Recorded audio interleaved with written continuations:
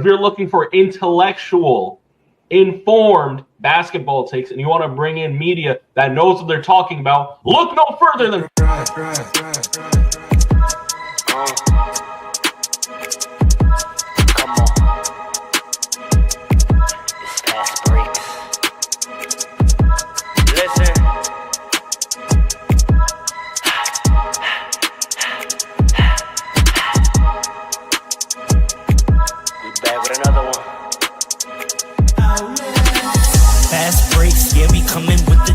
never early, never late, but we always push the pace, yeah. And we really study tape, y'all just view the highlights, man, we really watching games, yeah. You just watch from the stands, we run 3-man weeks, Paul, Trey, and Allen, yeah. Way more than a fan, we got love for the game, we don't have to pretend. Got it out the mud like you get it off the glass. I'm the run the fast break, throw me the outlet. Yeah, we got it out the mud like you get it off the glass. Time to run the fast break, throw me the outlet.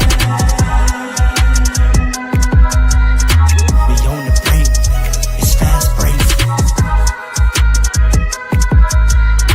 We on the break, it's fast break. Let's go.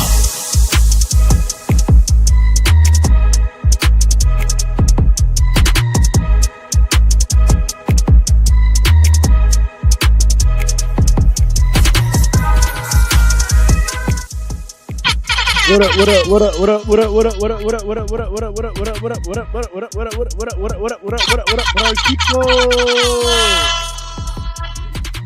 Fastbreaks family, we're back once again. Thank you for joining us on this fine Saturday morning, what's left of the morning. We're here to do what we always do, and that's take you on an audio adventure. Talk a little hoop, talk a little basketball. I'm here with my brothers, Coach Paul, the professional. We are a little ensemble that goes by the moniker Fast Breaks. Our brother Andre couldn't join us today. We wish him the best in all his endeavors and his travel. So I'm going to need someone else to grab that board for me kindly. Look at this. No one knows their role. No one's ready to adjust. Look at this. Outlet! I'm right to the corner, man.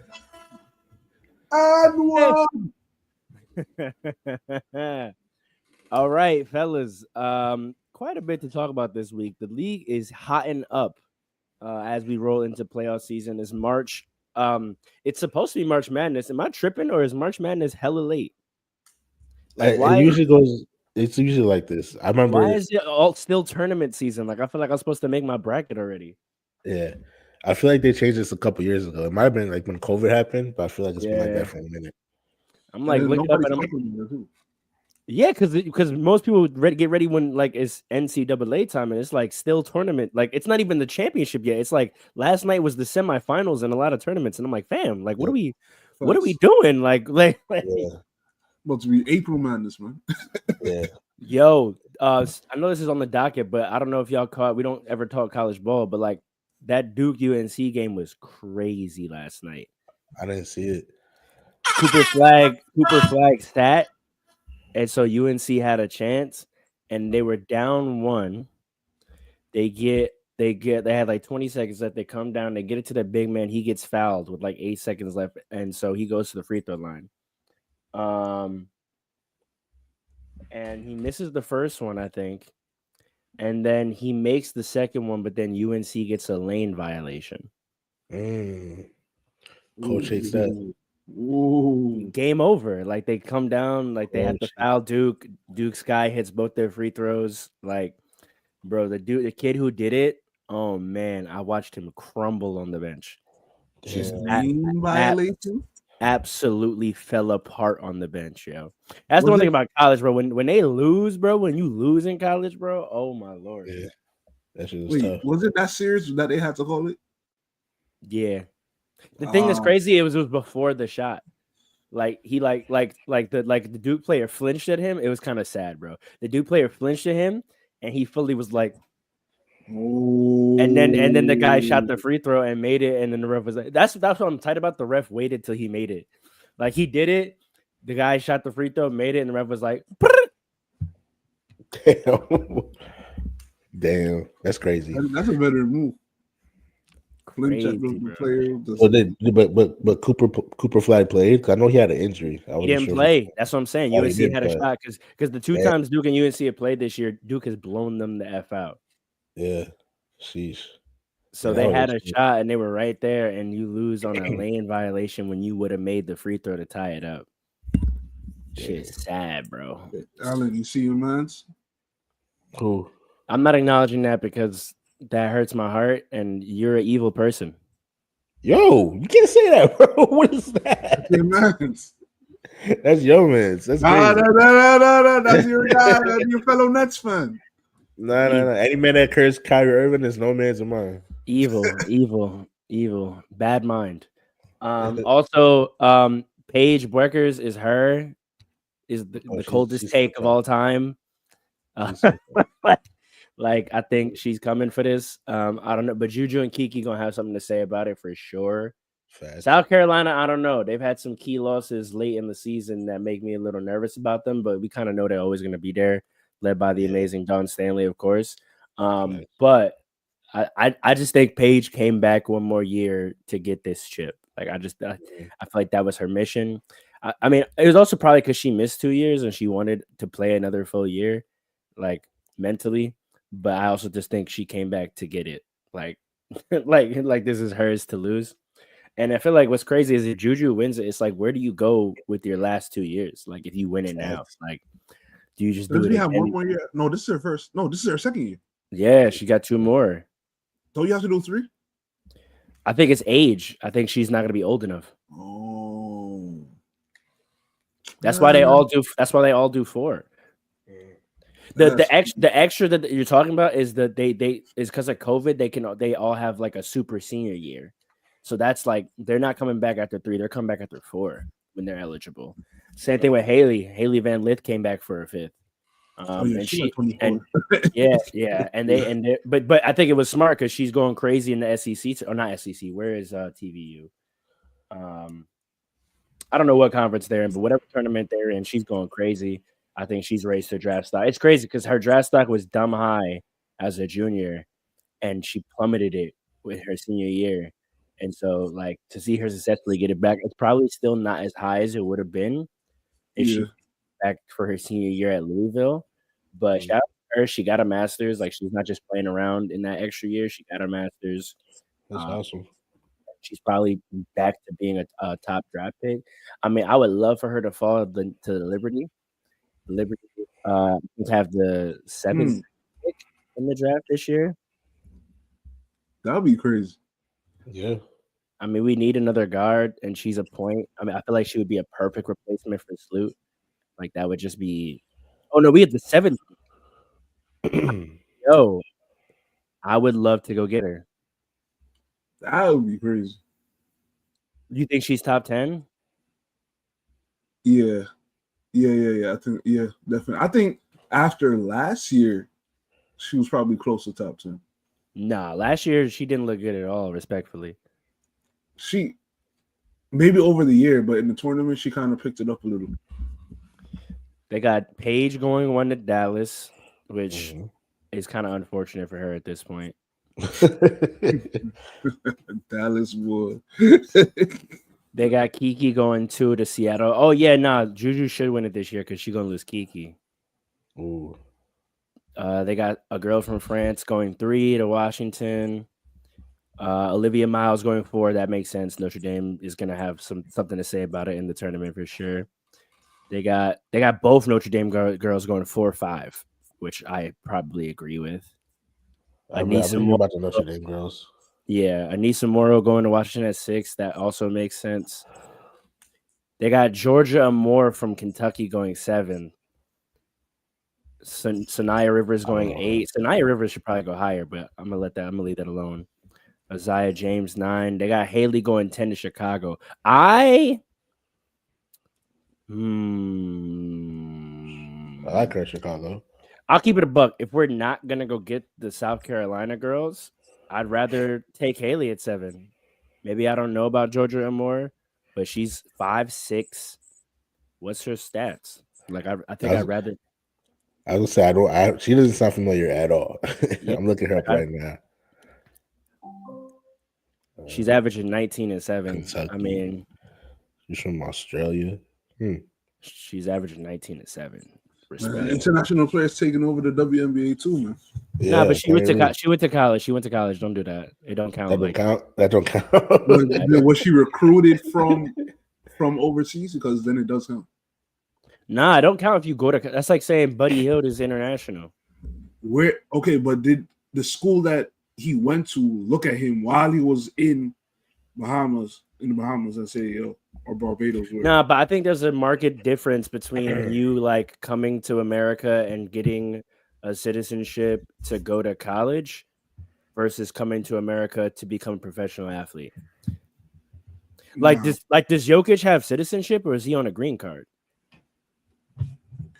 No, but I'm saying if you come here to play ball, if you were recruited here to America to play ball, then you're coming here for a career to play ball. But remember, especially with the women, student visa or a regular visa. But remember, with the women, with the women, when they came here, if they're going to school, they're going for 4 years.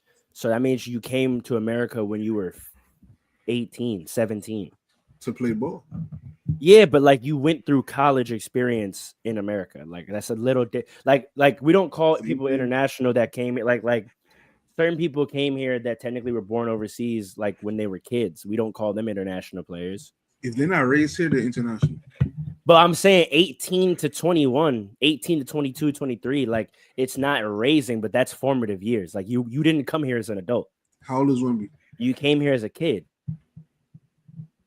Yeah, but he's not going through college. He came here at 18 to be a professional athlete. Like so did those girls and guys going to college. I'm telling you, it's the same goal, end goal. It's a little different though, because like you had formative experiences in America. Like you're not experiencing America for the first time as a professional athlete, to where you're not getting like any type of formative American experience. Like if your first experiences as in America or as an American is a professional athlete, like you're not really experiencing none of that. You're experiencing an NBA lifestyle. You know what I mean? Like, but you come to college, especially going to college at Kentucky. I don't care where you from. You spend 4 years at Kentucky. Like, you know what I'm saying? Like there's a difference. Like Buddy Hield went to Kansas. Like spending 4 years at Kansas, like. You know what I'm saying? I don't know if it's the same though, because those players at those type of schools, even at St. John's, I remember the basketball players that they didn't have like a regular college experience. No, they didn't. They came here to play ball. Different experience. It is different, but you're still exposed in a way that you're not as an NBA player. Like, like we're not like we all went to college. We're not gonna sit here and act like we ain't see the athletes out and about and in the mix. Like their schedule was very different from ours. But it's not like you didn't see them. Like they was in the mix. Maybe they shouldn't have been.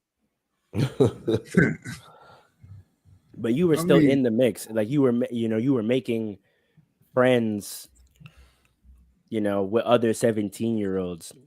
Especially the women. Like I said, 4 years, like, you know what I mean?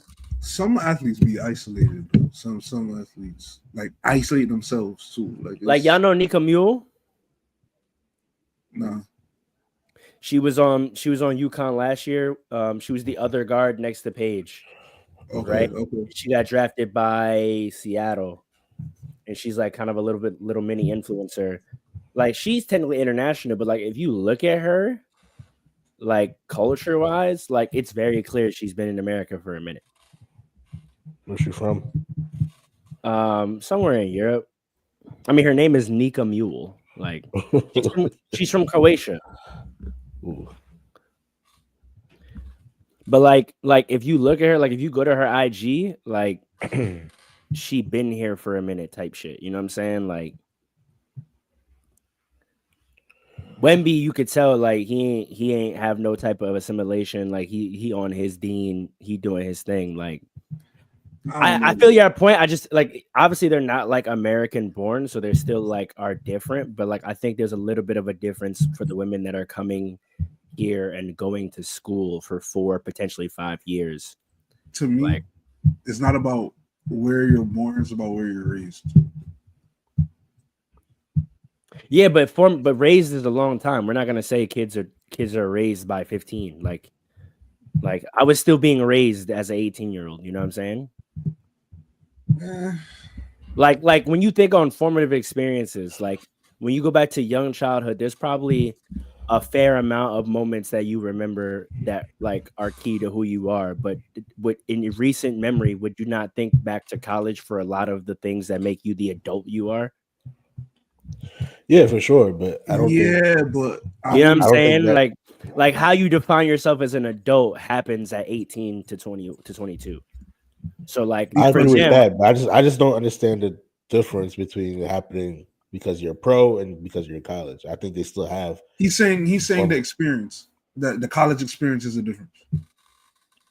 Yeah, but you're just around because that makes me like you're around other people your same age, right? Like Wemby right now, he's around grown men and his family. So like his only influences really are his family and other professional athletes who are grown. Like they're not showing him, he's not like having communal experiences of American culture like at all.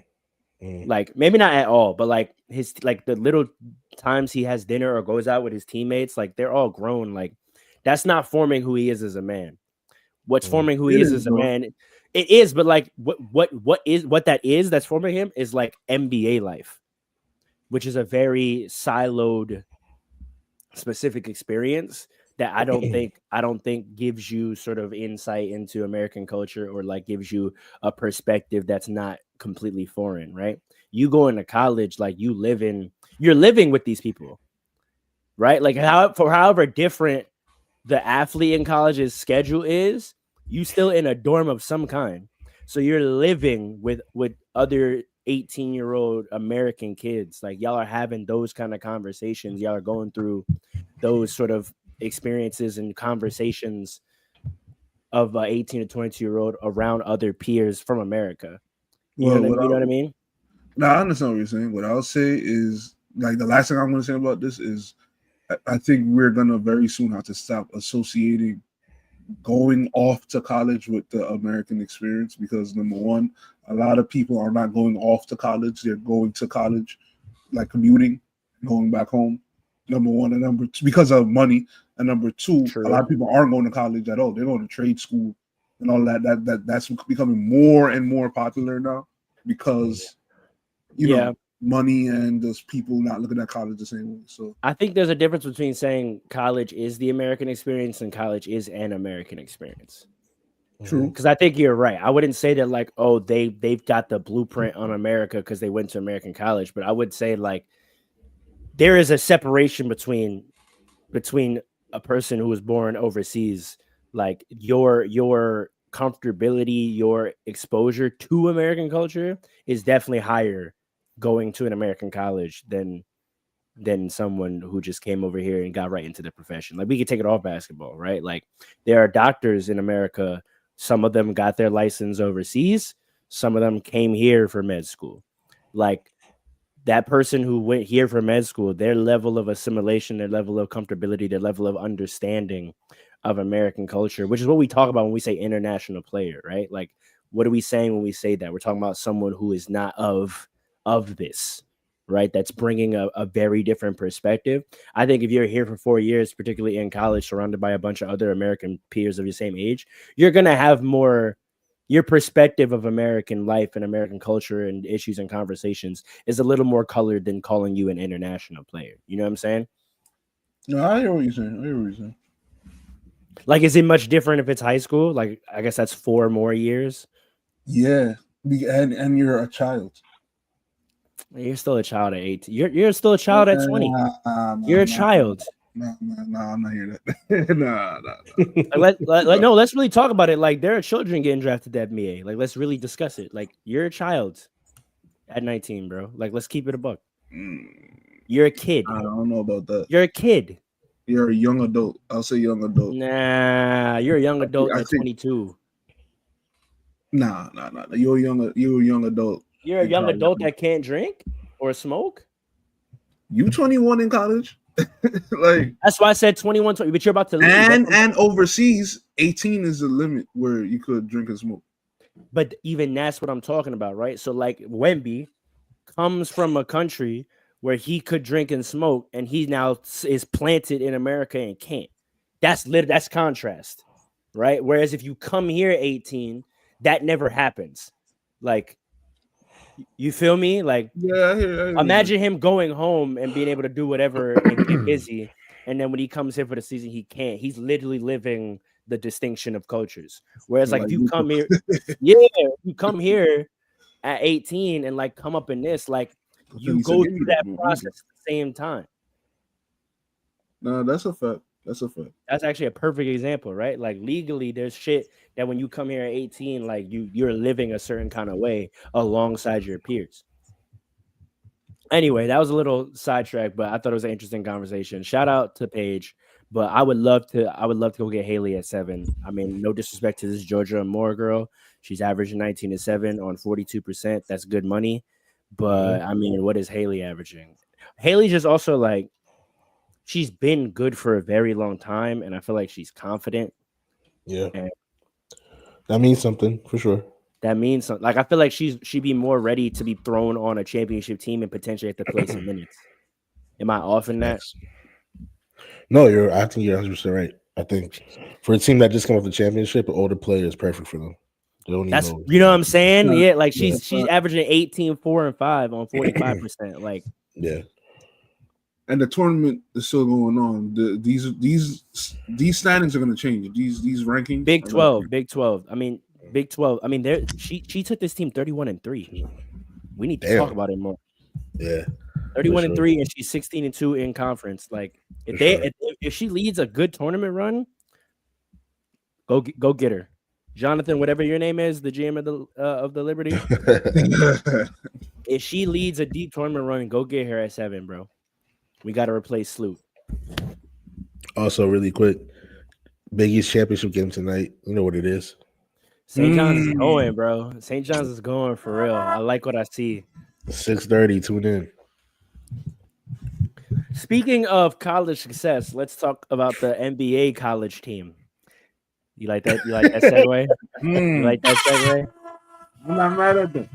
The Knicks have been a topic of conversation, as they always are. We had a very, very big long pause Knicks talk last week. And Mikal Bridges came out and made some comments. He claimed he had a private one-on-one conversation with the head coach Thibs, Tom Thibodeau, and said, "Hey, we're playing a lot of minutes, and that's pretty taxing on the body. We have some bench guys who could be playing." And then when Thibs was asked about it, he said no such conversation happened. So there's a lot.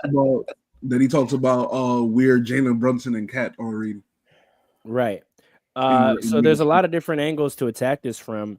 I want to start with just the discrepancy. How do we feel about the fact that a player is saying a conversation before you even talk about the conversation? Does it mean anything that a player tells the media that a conversation happened and a coach flat out denies it? Like, what does that speak to in terms of the Knicks cohesion, Thibs' coaching style? Like, how do we process that? I'll go to the Knicks fan first. There's two ways you can process this.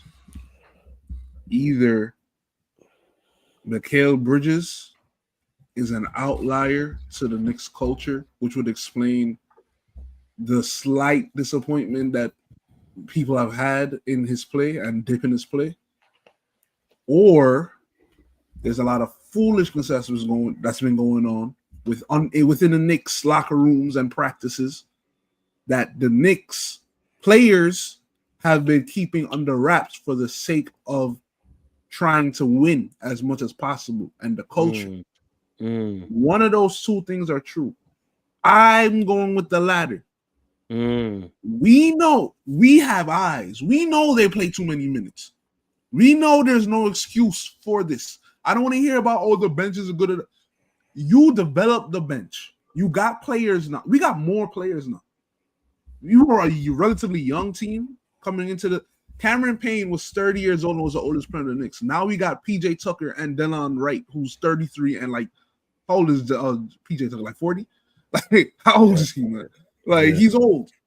Is PJ So signed? It was a 10-day contract. He's with the team now. now he was on the bench for multiple games, like cheering the Knicks on and all that.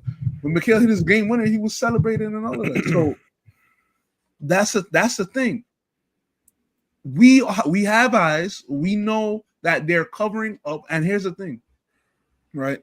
The Knicks have taken culture too far. So can I ask you a question? Go ahead. Too far. So just to answer the question at top before we get too into it, am I to take what you're saying as Thibs is lying? Yes. Alan, would you agree? Do you think Thibs is lying? Yeah, I definitely agree. Just really quick, I would say, because as a Nets fan, obviously, Mikal Bridges has been vocal about that. This is not his first time talking about not the exact same thing, but I specifically remember when he was on the Nets, he would always, there was rumors for a long time about him complaining to the coaching staff, specifically to Jock Vaughn, about Cam Thomas, etc., not getting enough minutes and Hey now, the lineup and the lineup and those hey stuff. now. So like Mikal Bridges is vocal about that. He's never been silent about that. So I think I agree with Paul. I think Thibs is lying, and I don't think that's a very good sign. So why would Thibs lie about this? To cover up or have some validation for his coaching staff. Why wouldn't he just stand on? If he, that's the thing that I was interested in, is That's sort of the talking out of both sides of his mouth. If the convo didn't happen, why would he then follow that immediately by justifying how many minutes they're playing? Exactly. I was going to say, if it did happen, why not just say that and be like, yeah, we talked, I'm still doing my thing. That's because now it looks like. Does that show insecurity? Is he insecure about his job and what he's doing and his approach? No, I don't think so. Then why would he lie? Well, the fans have been complaining about this for years now. So now that the fact that Mikal Bridges said this, right? It's a player is vocalizing this is a big deal, and the Knicks are doing a good job of covering it up. But at this point, I would rather the Knicks stop covering it up for Thibs, right?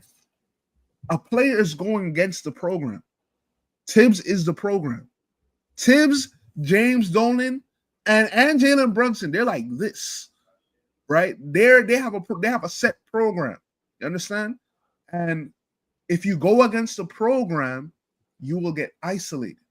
But that's what I was talking about, the culture going too far, because it's to the point where Thibs has become infallible to Leon Rose, not even James Dolan, it's Leon Rose and World Wide West. He's become infallible to him. We've seen this man make mistake after mistake after mistake, but at the same time, he's built the culture so much that it's to the point where it's like they don't even want to go against him. Leon Rose and World Wide West, right? I don't think his job is in jeopardy for this. I don't think so. But there are things that he's doing that literally could hold you back from winning the championship, and that's the goal. Like, wouldn't that mean his job is in jeopardy? Not for this, but like in general. So what? Wouldn't that mean his job is in jeopardy? Not for this particularly, but in general? And maybe his insecurity and lying about that is speaking to the fact that he feels the heat? He feels the heat from the fans. I don't think he feels the heat from the players. Not the players, but the front office. That's what I think. We've been complaining about it for years. He knows this. He's talked about it before. Now a player comes out and says it. The player that's known as the Iron Man now. Yeah, right. In the NBA for years. For years now. Like it in was the Tristan NBA. Thompson, now it's him. Yeah. Right? He is the one person that's not supposed to say it. Now he says it. Now it's like, oh, now I really got to defend myself now. To the fans. What kind of position does that put your player in? Like, I want to know. I don't know if they've had media since, but like, there's going to be a media member that goes back to Mikal and is going to say, yo, Thibs said that didn't happen. So like, basically, like, someone's going to put it to them to have to say the other is lying. Like, I don't know how you navigate that. Listen, how do you navigate that? Like what? Like, do they talk behind closed doors and Mikal goes, what? Like, does he just backtrack and be like, I might have blown out, but we didn't really talk. Like I don't. It seems like such a firm statement to literally say a conversation happened and someone else say it did not happen. Like there's no spin out of that other than one of them to say I was making it up or to say yeah I'm lying. Like I don't.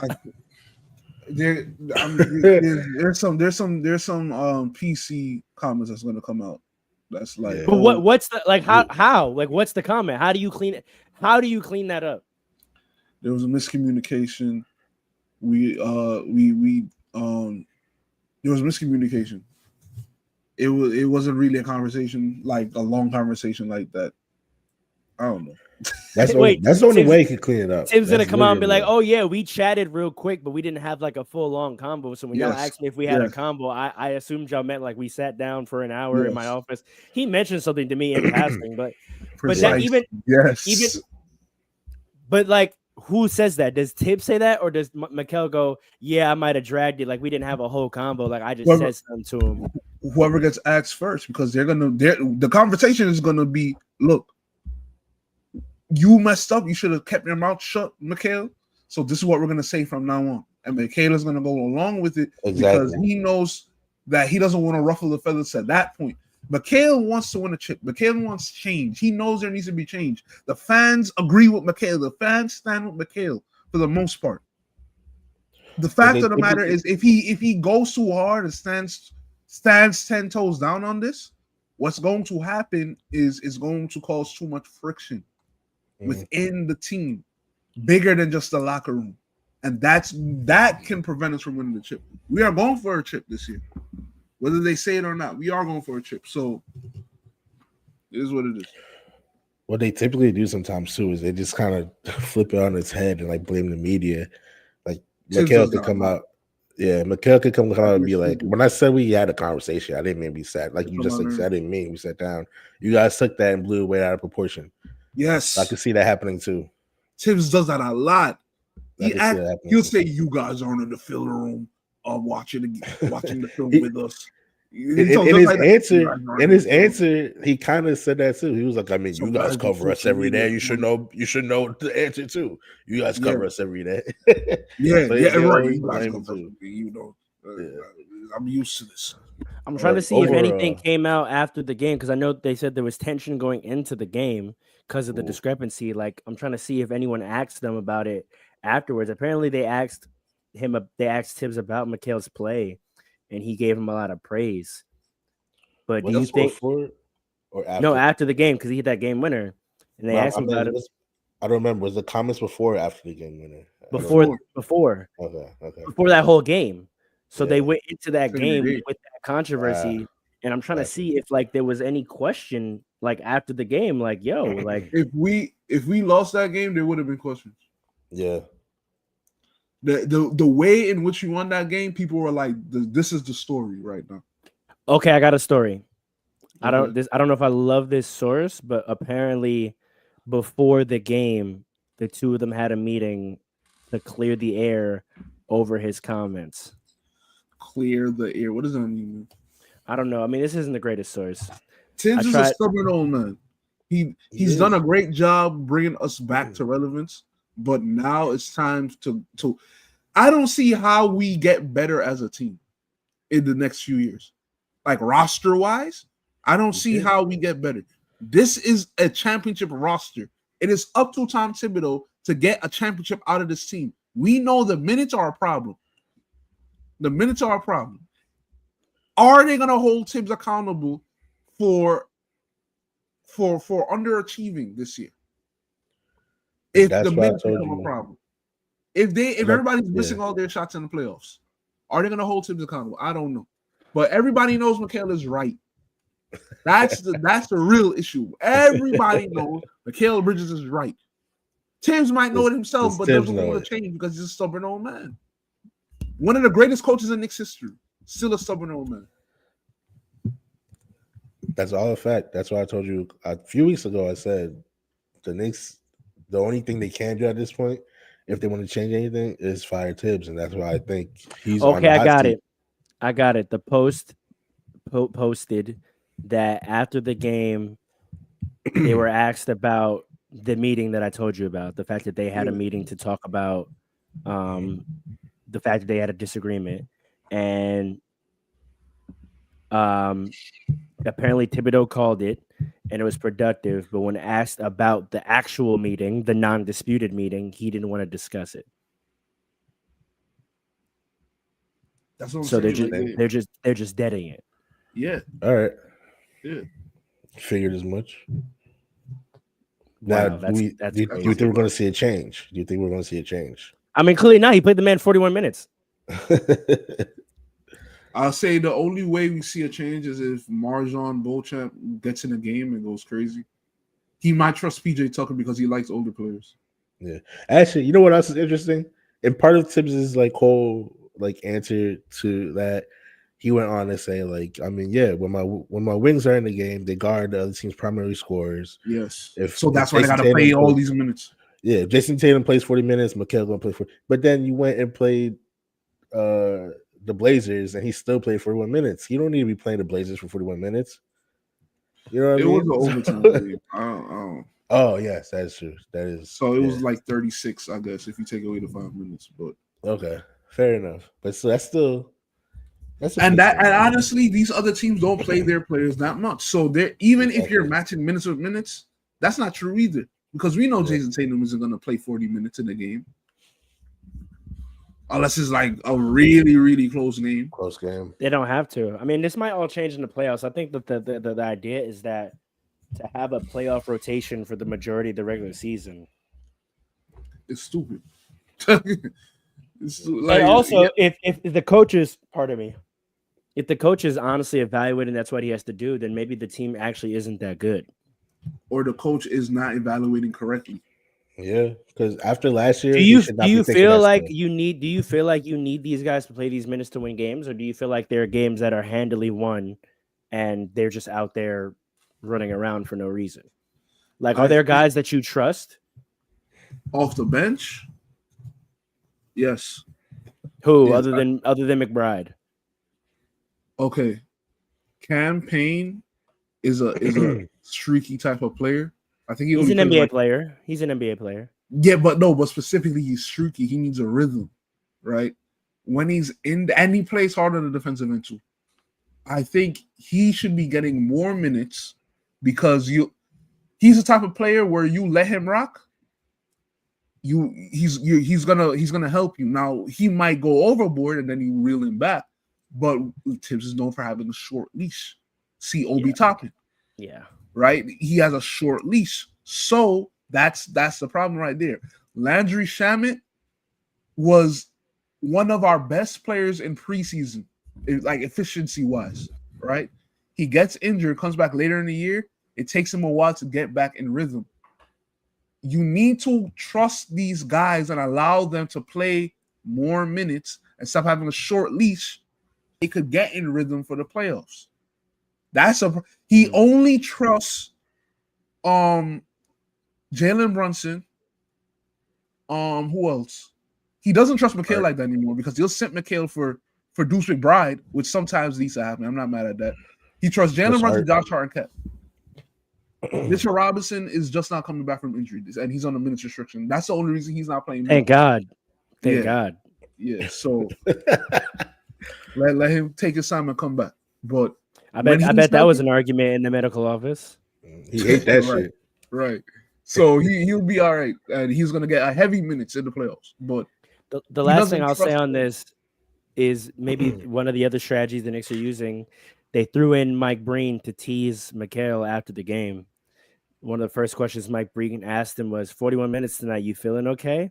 And I think that's nasty work. Yeah. Because now you're framing it like he was bitching, and that's not right. What he was saying at all. And you can't say that to that man. Not to that man. Yeah, not Iron Man. You can't say that's Iron Man. Mikal been frustrated most of this year. You could tell. Even when he has his few post-game conferences. I think rightfully so. Yeah. Some players will say, oh, he needs to play better. But at the same, I don't blame him for that either. There's only so many basketballs on the court. Jalen Brunson takes a lot of shots. I'm about to say, it's also not an equitable offense. No. at all. No, it's not. So And that's what we thought we were gonna get. We were gonna when you re-signed OG and traded for Mikal, we thought that was gonna allow you to have a more equitable offense, and you got Cat, and not literally just rely on Jalen. Like sometimes they play like it's the same team from the playoffs last year. Like there isn't 3 other guys out there that are capable of scoring 20. And I blame Tom Thibodeau for that. Mikal should be playing more with the second unit so that he can get into his bag. So he can eat. Yes, he should be have. But you know why he can't do that? Because he's matching his minutes to the best player in the other team. Is he? Because Yes. OG's there. Yeah, but OG gets hurt. I think OG plays the best player a lot. Mikal plays the best guard.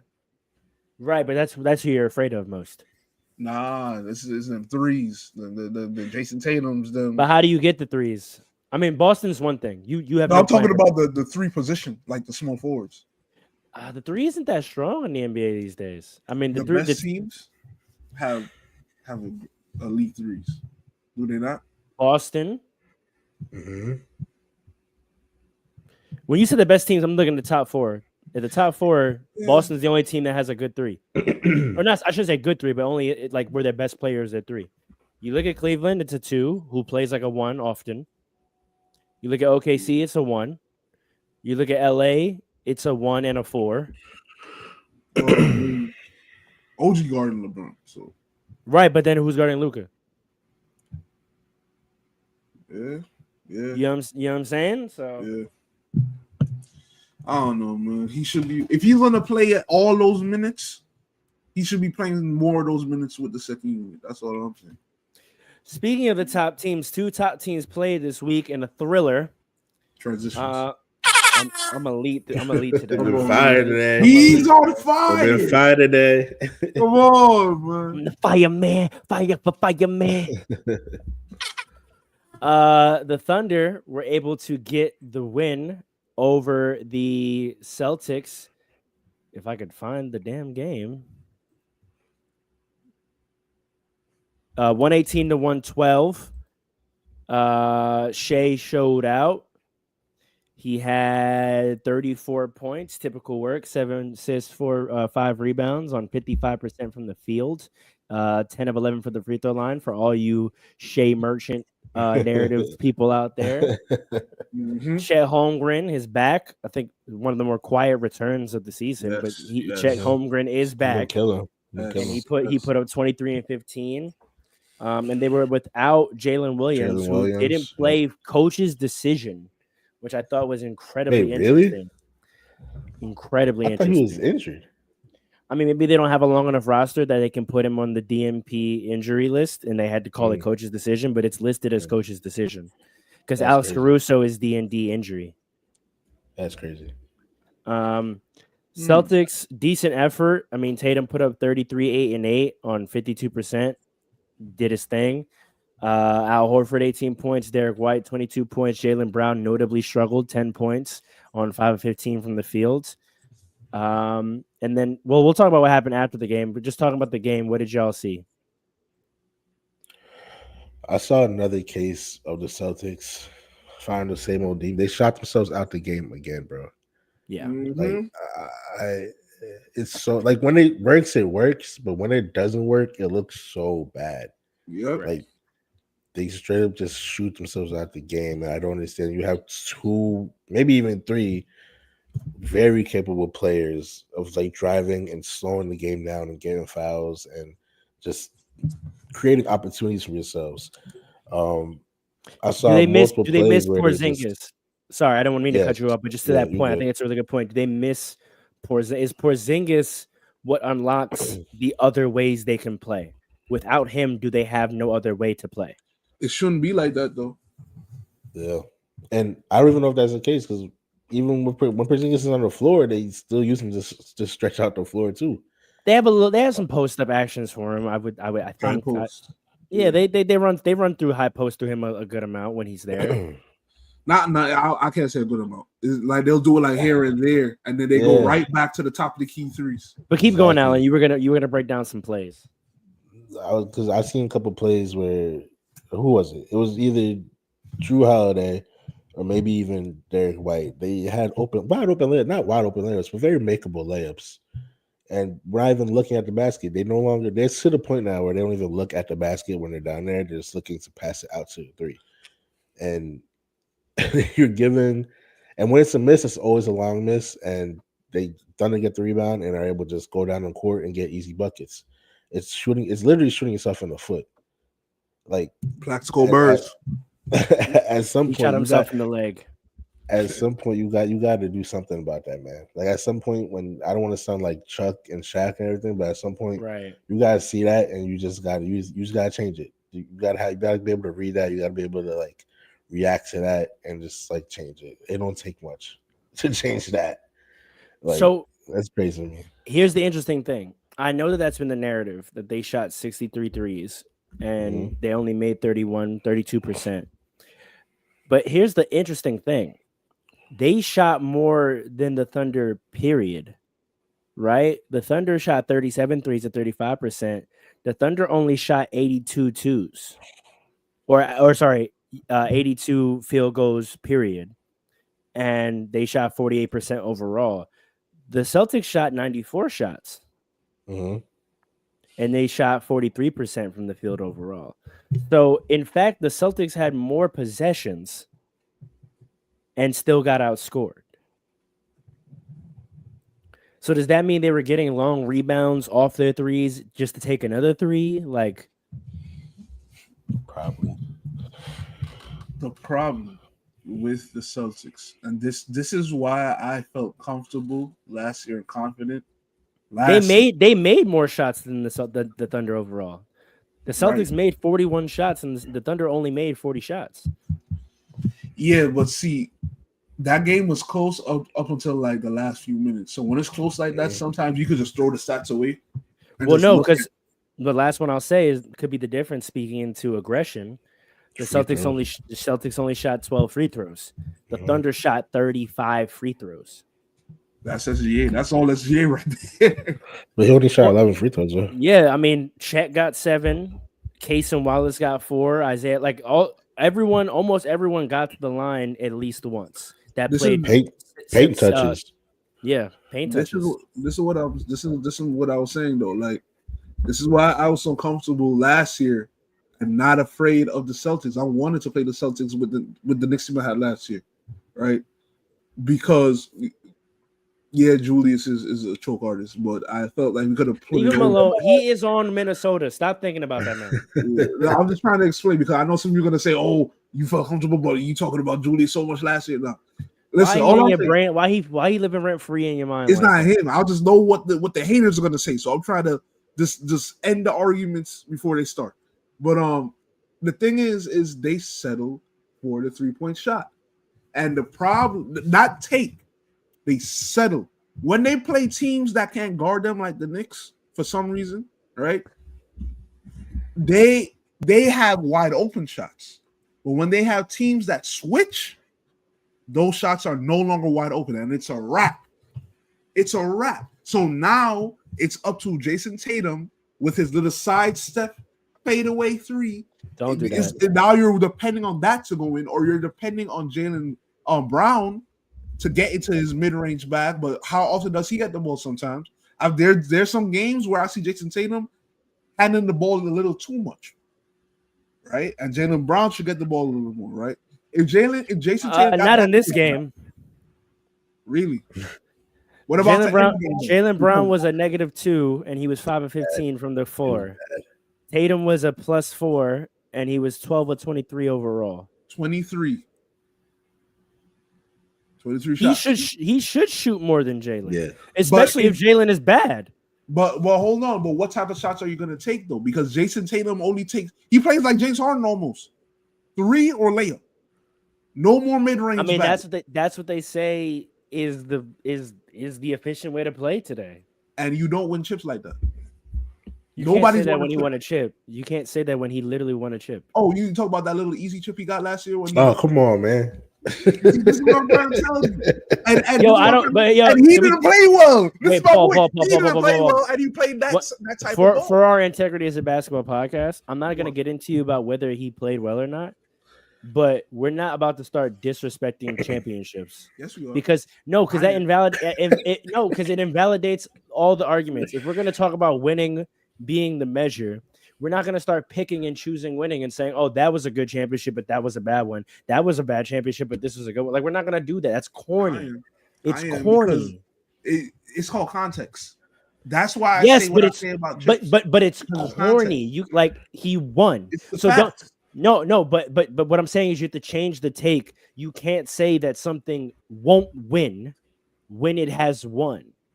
You can say it's a bad way to play. No, hold on, let me finish. You can say it's a bad way to play and it's not sustainable, but to literally say it cannot win, that's a lie because it literally did. Now you can contextualize why it won.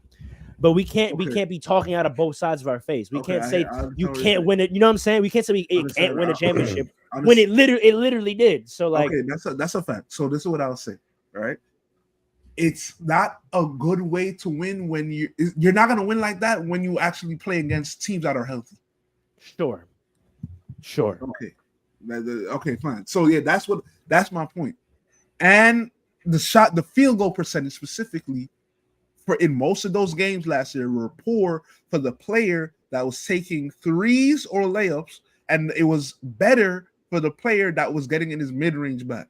You know they killed Jason Tatum his third and fourth year for taking too many tough mid-range shots, right? And now they're killing him for taking too many threes. Not his team. So this is something we got to talk about. A lot of players' play style gets judged. Yeah. James Harden's play style gets judged. He didn't come in the league playing like that. No, he didn't. Yeah. Who fostered him to play like that? Daryl Morey. Mike D'Antoni. Daryl Morey and Mike D'Antoni. So we're criticizing players for doing what their team is asking them to do. Jason Tatum, we watched him at Duke. We watched him his first 3 years in the league. We know what he wanted to play like. We know who he wanted to play like. And we saw him down that path. He worked out with the man. Watched film with him, all that. And his team asked him to play a different way. Both his prior coach, who is now his GM, let's not forget that. His prior coach, who is now his GM, asked him to play differently. And his two new coaches after that, both asked him to play the way he's playing now. So 3 coaches in a row and a GM have asked him to play the way he's playing now. And it has resulted in a championship. So I just want to say, where do we lay the blame for this at? I'm still laying it at Jason Tatum's feet because I think it was you that said KD needs to boss up more and demand the ball more, and when he was on the Thunder, and actually like big dog his way around the Thunder. That's so different though, because a coach can't tell you to or not to do that. What you mean? Like Kobe, Shaq, right? Yeah, like Phil would tell Kobe to give Shaq the ball. Okay. And that man didn't listen, right? Okay. So I'm not jacking that, like, your level of aggressiveness can be determined by your coach. But I'm saying if your coach treats you as the best player and they come to you and ask you to play a certain way, that's totally different than them asking you to defer or not. Like I don't think there was a world where the coach could have told KD to stop deferring to Russ, and KD would have stopped if he didn't feel like that's what he wanted to do. But I think the problem is not the deferring. The problem is you as a player taking control of your own career. That's what it's about. Still young. I don't want to hear that with this anymore. I'm tired of that. There's always some excuse with this guy. I'm saying when it happened. When it happened, he was a 22-year-old. All right, not anymore. But now that's his game. Get back to your old game. Against your coach? Yes. Yeah. Yes. Just like you said, just like KD. He's making too much money. He's been in the league too long for us to make these excuses now. But again, all right. So I want to be in the perspective of Tatum. Oh, and let me say this quick. I think we have to stop saying that the coaches made him. I personally, they've said it. No. I'm not saying you're wrong. I'm saying we should stop saying it, not because it's false, but I think he wants to play like that at this point. I feel that we don't know that. We don't know that. We don't know that. But what we do know is he's being asked to play that way. And we know that he's bought in for sure. He's bought in, but I don't think that speaks to what you're saying, Paul. I don't think that No, there's no proof for it. I just feel that way. It's a feeling. There's no proof for it. But that's what's annoying because we have proof of the opposite. We it's a known fact that 3 coaches have asked him to play this way. And we don't know if he wants to play this way. And eventually playing this way has led to a championship. So you gotta be a sick, different kind of person mentally to off a chip, be like, nah, forget that. It's not just a championship. They've been a really good team for all these years. He's also had individual success. So, he's been first team All NBA. Like what? So that's what I'm saying. What in his mind? I don't know if it's want to. It's working. It works. It's working. So what in his perspective? Why I said what I said about the chip. But what I'm saying is, what in his perspective would like? I feel like when you lay blame at a feet, it's like because there's a decision to be made that's clearly better, and they're not making it. What from his perspective would set up a decision where it makes sense to play differently? His field goal percentage last year for one series. For the series, yeah, Jason but like Tatum has had playoff success. Do you know how crazy the other style and the style? You know how crazy that would sound. You know how crazy that would sound. I don't like how I shot in last finals, so I'm gonna change up the entire way I play. Everyone else has to just adjust. I know it worked, but I don't like the way I shot, so I'm changing how I play. I know, but what I'm saying, just stay in that moment. Imagine that conversation with his coach. Yo, coach, I know we won, and I know it works because we had mass success, and it finally turned into a championship. But I shot bad, so I'm changing up. My entire way of playing. Like, how's that conversation gonna go? No. Like these are humans at the end of the day. These are real people. Yeah, I get it. It's not a video game. Like that's a real conversation that's gonna happen. But you're a coach. It's not gonna happen like that though. You want me to tell you that's gonna happen? Let me hear it. Because after every chip, teams try to get better and individuals try to get better. Right? He's gonna go to his coach and say, "I want to perform better in the playoffs next year to help the team." And what if his coach says, "Don't worry about all that. Don't watch that. The shots are gonna fall." Now it's on him. How does he navigate that? Now it's on him. He's been in the league long enough. Paul, be a human. How does he navigate that? How does that actually go? he just starts doing him. How's that gonna play? How's that gonna work out? Like, what environment is that gonna create in the team?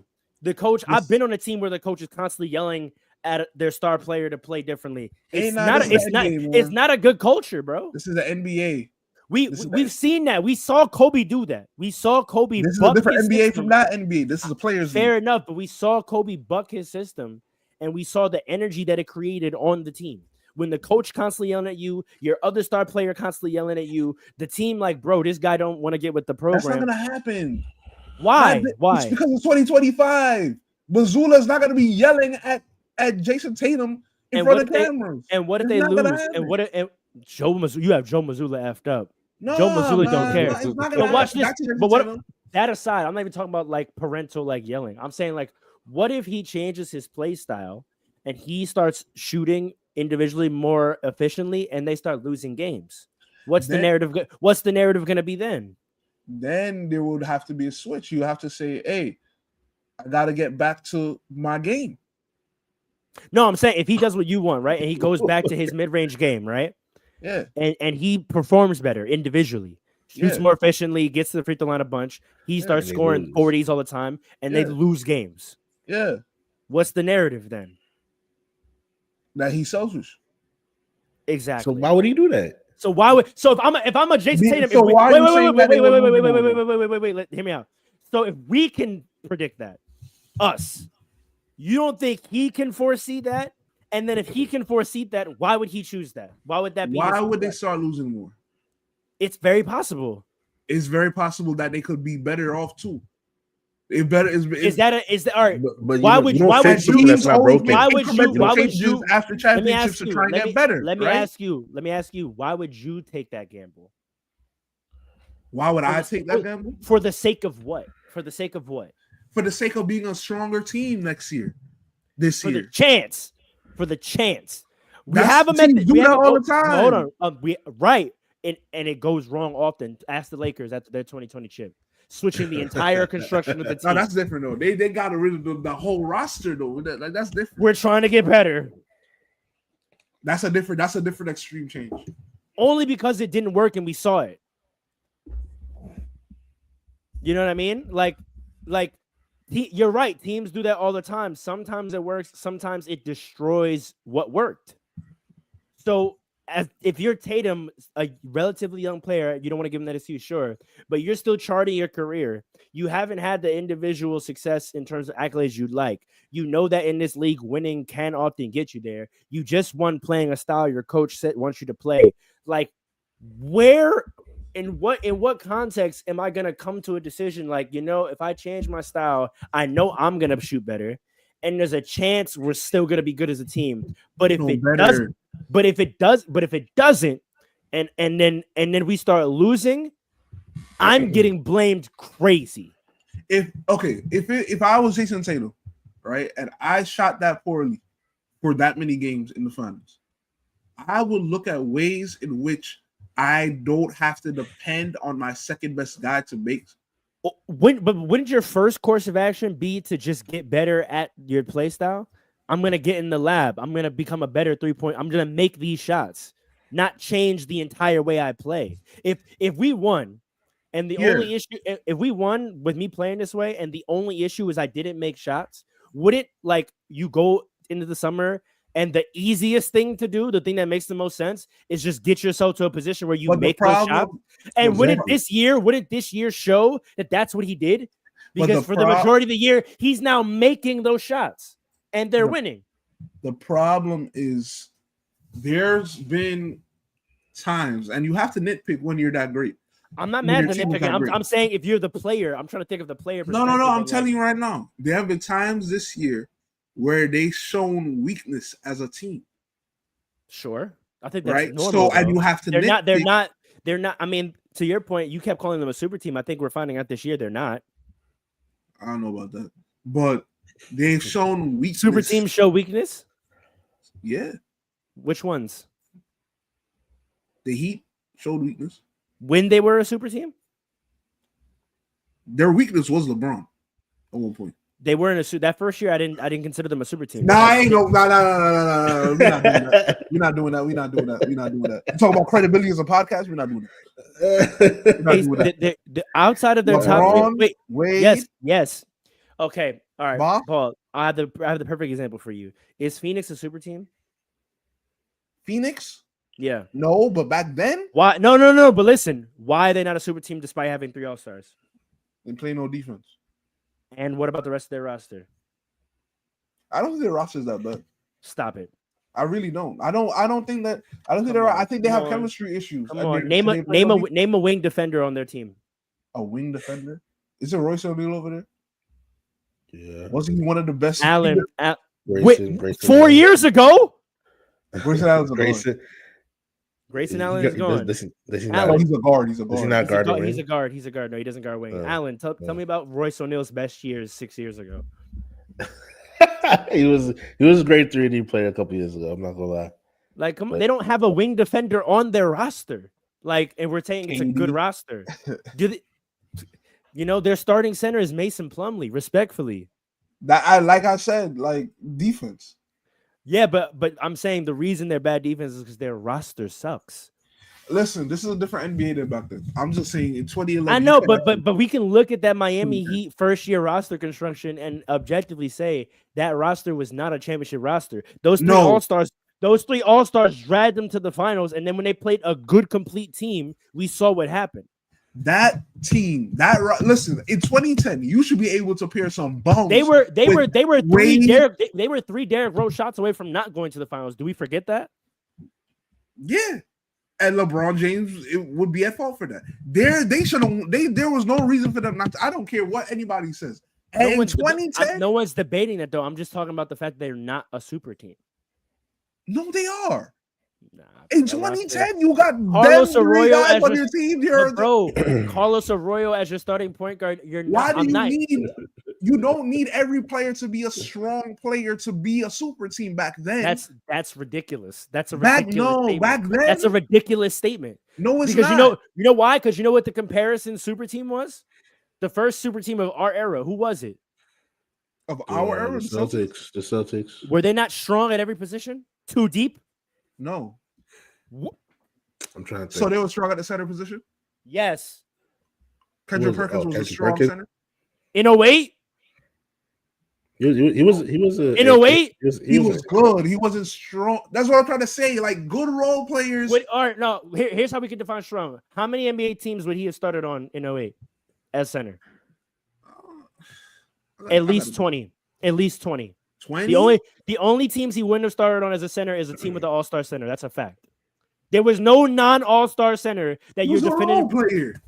I know, but what I'm saying is we talked about this, like role player and NBA starter. There's a difference. There is no non-all-star center in the NBA in 2008 that you're definitively starting over Kendrick Perkins. That's a fact. You can't name me one. I gotta go back. That's a while. That's 17 years ago. I gotta go back. I'm just saying though, like he was a valid, legit NBA starting center. The Miami Heat were starting Joel Anthony. That's not a legitimate starting NBA player. They started Carlos Arroyo. That's not a legitimate starting NBA player. Those are bench players. Were absolutely good. They were bench players playing starters minutes. Joel Anthony was a starter. No, you're not. No, you're bugging. You're bugging. But that team, you're bugging. Why do you need? How much more do you need, though? That's what I'm trying to tell you. I know, but Paul, I just made the comparison. When we look at the first super team, which is who they were trying to match, right? They were trying to beat Boston. Wait, weren't they starting like Leon Poe or something first? No, he was off the bench. No, they did. But then he went to they went to the bench and they started Kendrick Perkins, who was a legit NBA starter. And we don't have to even talk about Rondo. And then when you go to their bench, who do they have coming off their bench? Sam Cassell, Leon Poe, Eddie House, James Posey. These are legit NBA players. Tony Allen. These are legit NBA players. That roster was a strong roster, top to at least 10. They had 10 deep on that roster. That Miami Heat roster, that first go round, didn't even have 5 NBA starters on the roster. Wait a second. You know what version of the Heat was a super team? Mike Miller and Shane Battier on the team. That was a super team. Nope. First of all, I'm Dwayne Wade, LeBron James, and Chris Bosh combined are better than Ray Allen, Paul Pierce, and KG. It don't matter. It does matter. You should need what they had. I disagree with that. LeBron James? I disagree with that. Dwayne Wade in 2010? I disagree with that because we're watching it happen. We're watching it happen in real time now too. There are teams that are clicking up with 3 all-stars that are not getting it done. This is a different era. That's what I'm trying to say. Look, right now, offensively, the way players score and teams score is a different thing now. It's different. It's a different ball game. That's the only reason why. If you put the Phoenix Suns today on a roster back then and made them the Phoenix Suns, they might win a chip. No.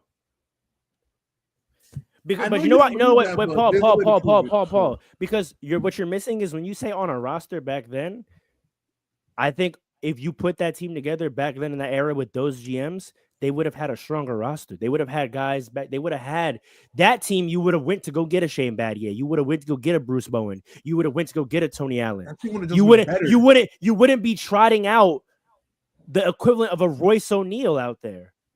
You wouldn't be starting a Mason Plumlee out there. That team would have been a better team, a more productive team in that era than now. That's what I'm saying. With the talent level equivalence. What do you mean a talent level? What do you mean? So my whole point, you're focused on only 3 players on the roster. I'm saying the rest of the roster matters. You're saying that those 3 players on a similarly talented roster back then would have been enough. Is that what you're saying? I'm saying, all right. I'm saying you. Here's the thing. KD was around in that. Answer the question though, because I'm talking about the talent of the complete roster. Are we changing that by putting them back in the era, or does it? I'm saying the talent wouldn't matter as much. That's what I'm trying to say. So so we're not changing it. We're keeping it the same. The same roster back then. That's what you're saying. The same level of talent roster. So having a bunch of bench guys starting. Do you think that would? Okay, now right now, with KD, Bradley, because you got to remember, KD, Bradley, Beal, and Devin Booker back Paul, then. The way they play now is the I way they would have understand. played back then. I understand, okay. Paul. You know why you're wrong? What? Because the same thing happened back then. A team with 3 All-Stars and no other talent lost. Because the one of the best All-Star choked. And that's why. That's not wrong. I'm just saying it's that's it. That's the answer to that question. There is nothing else to say after that. If he didn't choke, they would have beat the Mavs. Yeah. That's my whole point. You don't need that. You shouldn't need Just that much going back off then. history. Now.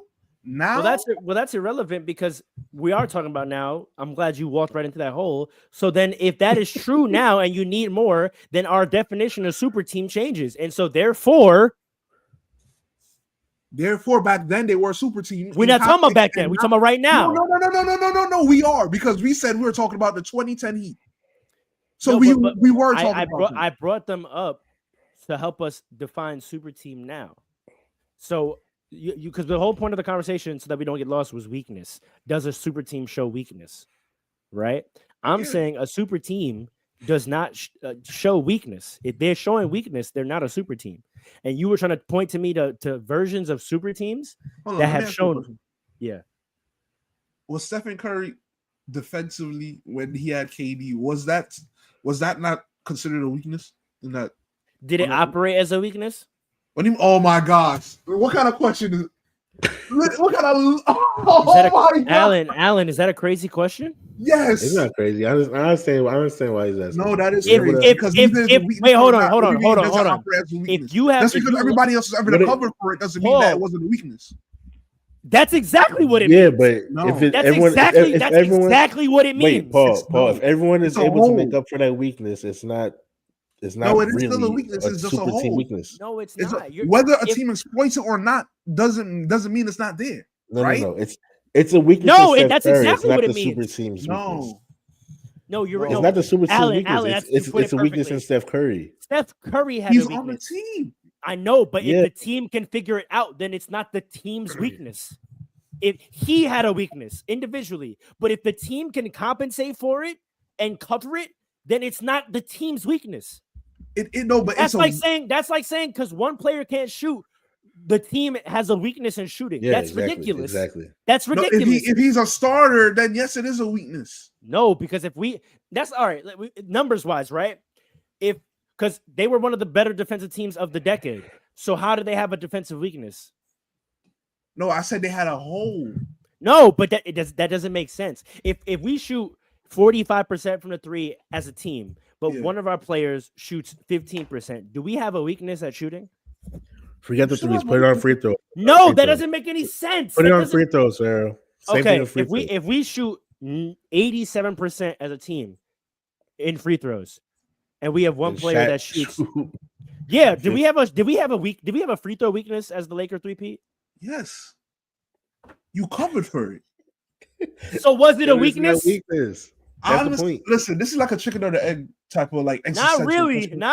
It is though. Because you can't deny. No, we can't deny. Real quick, you can't deny that there's a possibility that could have hurt y'all at a certain point in that run, but it didn't until maybe the Pistons. But it didn't, right? Because you all figured out a way. Free throws.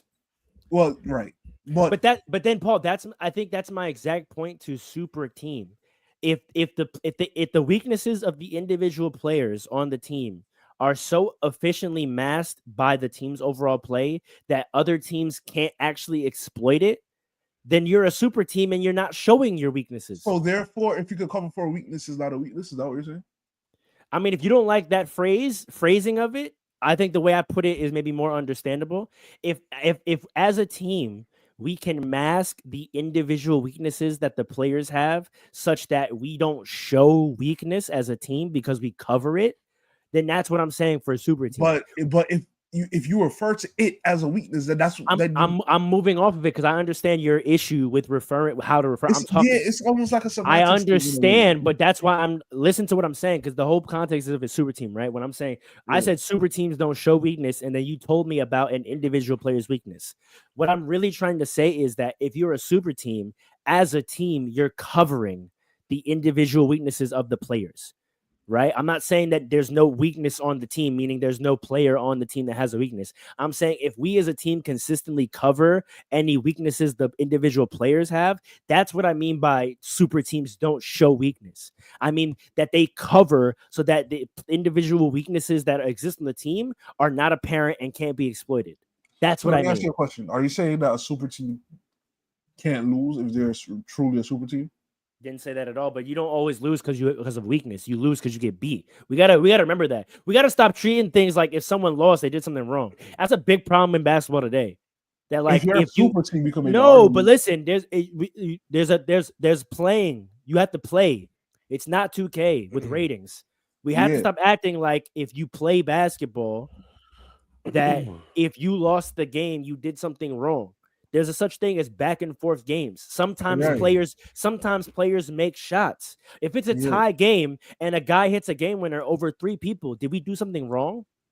No, but if you're a super team, argument could be made. Yes, well, because I understand the argument can be made. I'm saying we're making it too often. We're too often. No, I agree with that. The outcome of a game is being put on something the other team did wrong instead of just highlighting that the team that won played very well. I agree. Executed and won. It's not that the other team played bad or did something wrong. This team played better that night. And if you ever played basketball for real in your life at any level, you know there's nights like that where you lose and you can't even be mad. Facts. You can't even be mad because you played well. You did your thing. They just also played well, and the ball happened to go in for them more. We didn't do anything wrong. And so if we take that and we go back again to Jason Tatum just to tie that off, I think there's a perspective there to be appreciated where, okay, look, the ball didn't go in the hoop. That doesn't necessarily mean I'm playing wrong and something has to change. The ball's just got to go in. Going into this year, I agree that Jason Tatum shouldn't have had that mentality. But as the year has been played, as the seasons has gone on, teams have gotten better. This year they have more competition than they did last year. They're gonna have to really earn it, and they showed holes. So and that weakness is being exploited, right? Yeah. I can agree with that, and then to tie up this next point, and that's why I say they're not a super team. They're not playing well enough to mask those weaknesses this year. That's exactly why I say this year they're not a super team, and that could come down to this simple thing. It could come down to Porzingis' availability, going back to my point I made to Alan. Porzingis' presence is how they mask a lot of their individual weaknesses. With him not there, those weaknesses become super apparent, and that's why when he's not there, they're not a super team. They're exploitable. In theory, you're right. In reality, it's what we're watching. It's literally what we're watching. When Porzingis is there, there are times where they have him in that little mid post area, high post area, right? Mm-hmm. And it works out. Even when it works, they still revert back to Jason Tatum, get the ball, drive the kick to Porzingis at the top of the key. I know, but you're talking about they revert back. Wait, you're talking about understand the difference, and then we're gonna move on. I'm not saying him being there changes how they play. The way I'm saying he masks is because what he does contributes to them winning the game, such that whatever weakness that we're talking about ends up being non-consequential, right? When I said the war, but listen, it does because they win games. So listen, when we talk about Steph Curry, the way they masked their weakness was not somehow Steph being good defensively. It's that him being bad defensively was inconsequential because of everything else that was happening.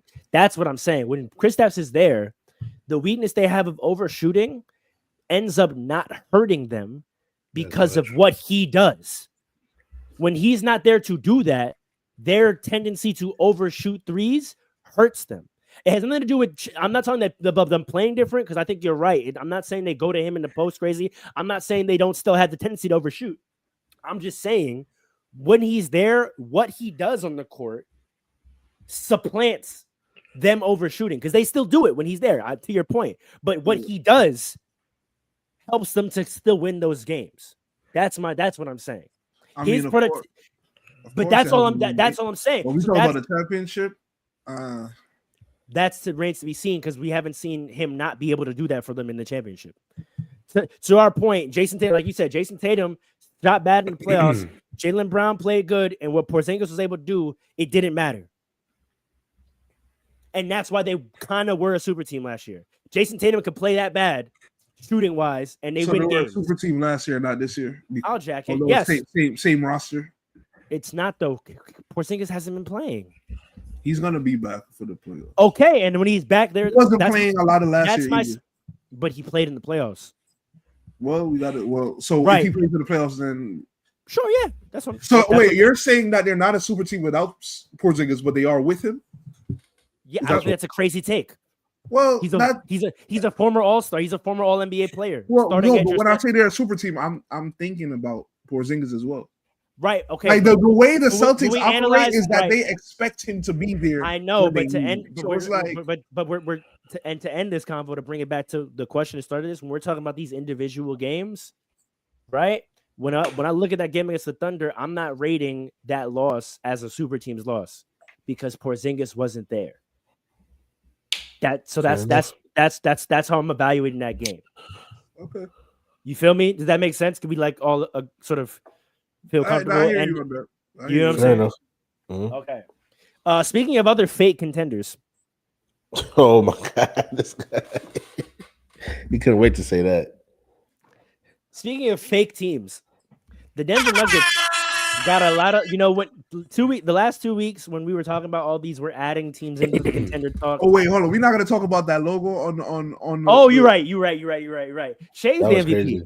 Shay's the MVP, and I'm tired of this. I'm tired of this. This is aura.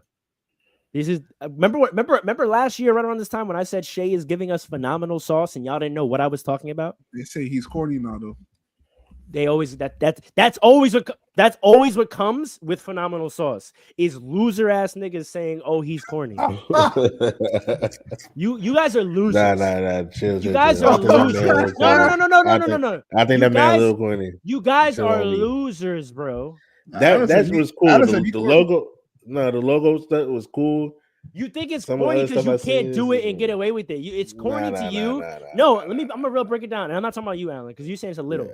I'm talking about this is hater 101.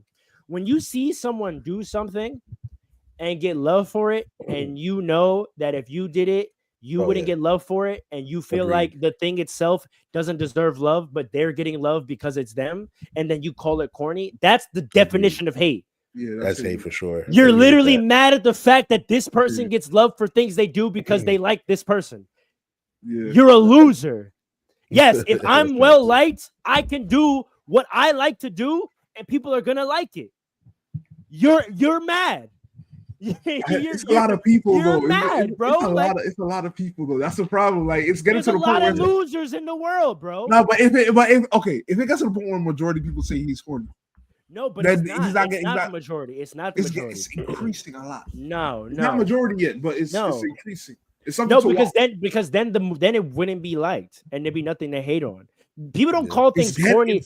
Listen, people don't call things corny that other people don't like.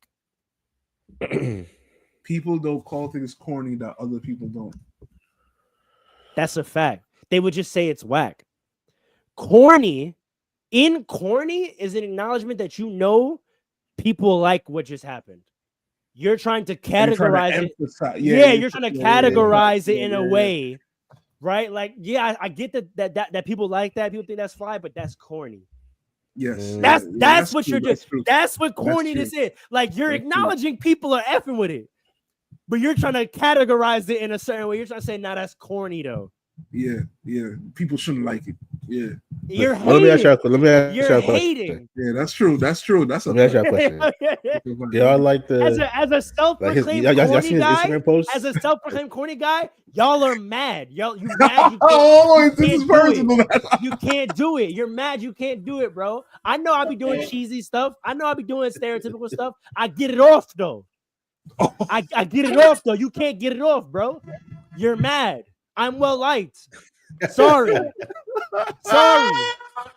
People mess with me. So I could do creative things that I like to do that are a little cheesy and dramatic, and people gonna receive it.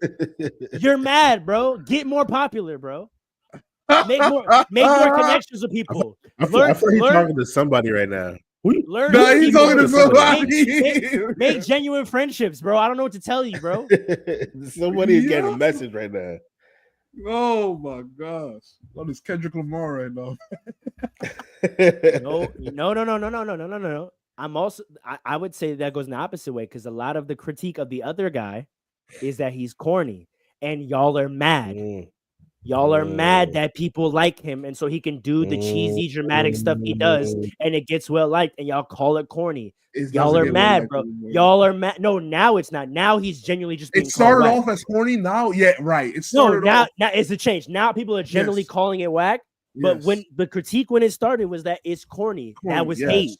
Yes. That was hate. Y'all were mad that it was working. Y'all were mad that people liked him. Is it hate if you really got everybody to realize the whackness of it? No, I think that's just the power of hate. I think that's what Kendrick taught us. Yeah. If you hate on something long enough, you can and unfortunately, and I'm not calling Kendrick this, but that's the thing I don't like, and they're gonna say I'm hating because of this. But the power of Kendrick's hate is empowering and emboldening other losers. I shouldn't say other because he's not a loser. but there are a lot of losers aligning with Kendrick because his hate is proving so powerful and successful. Because he is a hating success story, right? He's hated strong enough to actually for years. He hated consistently and strong enough for people to genuinely begin to view the thing he was hating on to be whack, and now it's viewed as whack. And so other losers, I keep saying other, I'm sorry, but losers out there are aligning with that as a fantasy. No, because I love Kendrick, right? And I like so but there are losers that are aligning, and that's also why I'm not, like I don't like it, because there are a lot of people coming in this Kendrick camp. Y'all are losers, bro. Get out of here. Like y'all are coming here because you like the success story. Yeah, you think that, oh, it's possible. I can hate on something long enough and hard enough, that other people will finally see that it's actually whack, and I've been right all along. You all are losers, bro. You're losers. Based on this definition of hating and corny, I think there is a such thing as righteous hating. I agree. I think so. I need an example. You should be hating on certain things in but society. But that's the thing. Kendrick not once ever called him corny. He actually had legitimate critique.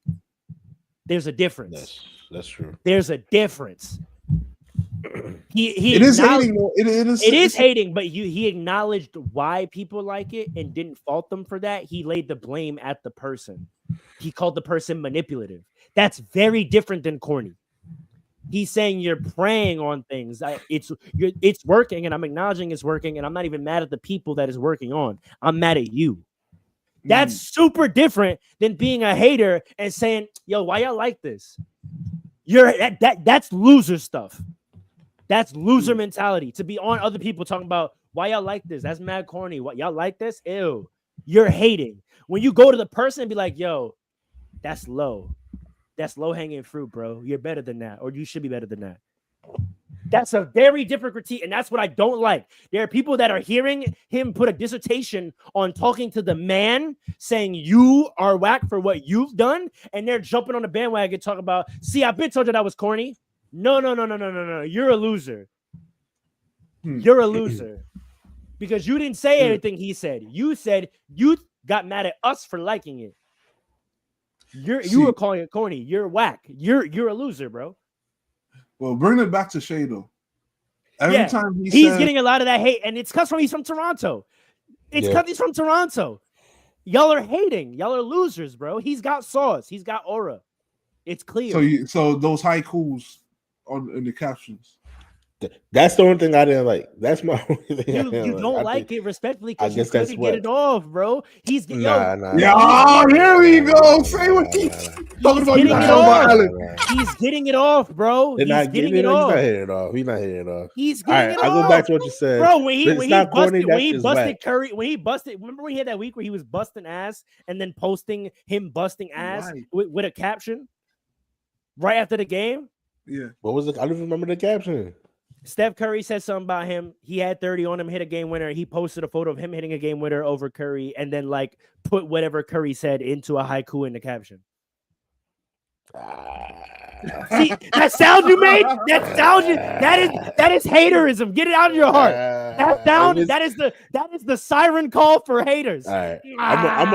I'm allowed to hate. If you like it, I love it. If you like it, I love it. I'm allowed to hit on something too. If that's what you fuck with, I guess. It's whack to me. It's whack to me, but carry on. Carry the hell on. I love you, Alan. Someone has to represent them on this podcast. You're doing God's work. What I will say though, same way I said Kendrick Perkins is a star because he represents a certain population. No matter how you like him or hate him, people feel represented when they see Kendrick Perkins. Other than that, though, I mess with Shay. Other than that, I mess with Shay. All right, bet. That man's the drippiest. He's the drippiest in the league. Hold on. You mess with the outfits, Alan? I mean, it's not my cup of tea. I wouldn't wear him. But he gets him on. You saw it come out of his body. He was trying to fight it. He tried to fight it. Nah. Oh, you don't like it because what? Because you wouldn't wear it, right? No, I wouldn't. I'm not saying I don't like it. I wouldn't wear him, but he got it. That's all him. He got it. You got it. You got it. It looks fly on you, but I can't. I'm not rocking that. Yo, we done taught the people them something today. This is good potting. Y'all are getting gems today. I need to see this comment section real quick. Hold on. Oh, y'all got nothing to say about that? Y'all mess with that. You know why, right? Because there's a bunch of losers and haters in the comments. Oh, come on, don't do that. That's where they live. That's where they live. They live in the comment section. That's why they got real quiet. They got real quiet when I was breaking it down. Do y'all mess with the outfits? When I was breaking it down, yeah, that boy fly as hell. He got drip for days. You messed with the outfits, bro? Yeah. All right. He drowning. Even though this is what I say, like even like the bell bottoms he wears and all of that, fire. He rocks it. That's what I'm saying. He rocks it. I wouldn't wear it. Exactly. He rocks. That's exactly what I'm saying. Yeah, he rocks. Like let's keep it a bunk. Like I can say that too. I can say I couldn't wear it either, but I'm not gonna say. I'm gonna say that. I'm gonna say that as a credit to him, right? Like, yo, he got that off. I could never get that off. I don't know how he got that off. You know what I'm saying? Like that's how I would frame it. That's how I would frame it. Like, yo, he be getting his stuff off in a way that's unique and like interesting. Agreed. So I'm just hating on haikus, I guess. I don't know. What I will say, though, is after that logo, that Batman logo that he put on TD Garden, I never want to hear him say that he only cares about winning again. Don't see but that's crazy. No. That's so bad. It was cool. We can't talk about a marketing problem, and then when people market, we start questioning their focus. That's a good point, bro. I'm not questioning his focus. I just want him to. You don't say you don't want to ever hear him say all he cares about is winning, because that's a question. He's lying. Just be out there and say. That's unfair, bro. Come on, man. When Kobe said, this is where the corny part comes in. Wait. This is where the corny part comes in, though. Was Kobe lying? Was Kobe lying when he said all he cares about is winning? His brand was winning. The Mamba mentality is about winning. Jumping over a car was about winning. Jumping, man. When he told Kanye West, can you be a different animal and the same beast? You're welcome. Was that about winning? Was that a joke though? Or did he really mean that? Is that not? That doesn't sound like something Kobe really believes. Yeah, but you're pointing to authenticity. Don't talk about like he's lying. No, but he is. Hold on. Wait a second. You can be all about winning and market yourself. This is where the corny part comes in, right? After that Celtics, because I watched the post game with like on the court, right?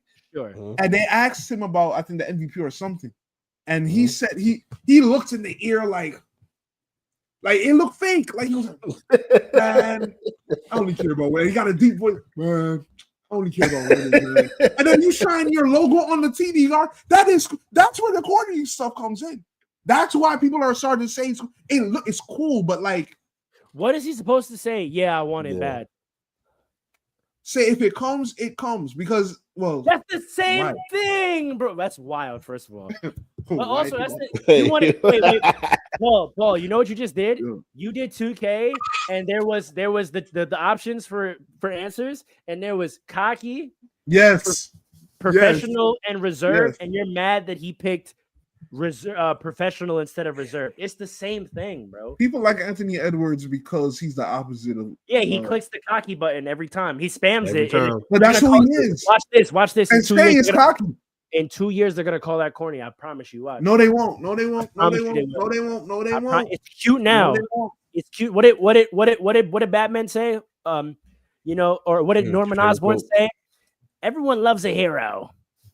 They love you. They worship you. The only thing that these people love more is they love to hear a hero. They love to watch a hero fall. Soon, they will turn their back on you, hate you. Right? In Batman, what do they say? You live long enough to see yourself become the villain. Everything they love, either die a hero, Harvey Dent, you either die a hero or live long enough to see you. Everything eventually people get sick of.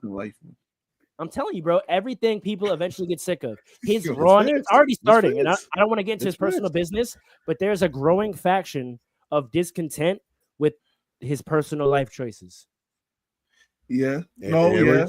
Yeah. So I promise you, it's on the way. Corny's not gonna. It's on the way. It's on. Maybe that won't be the word, but I'm saying he's gonna get hated for him doing him soon. It's on the way. Man, that's a little different, though. That's a little different. I agree. It's different. I'm just saying, like, I put that in a different category than what we talking about. He said it's growing because he keeps making more. Yeah, Gordon, go. Don't post that. Don't post. No.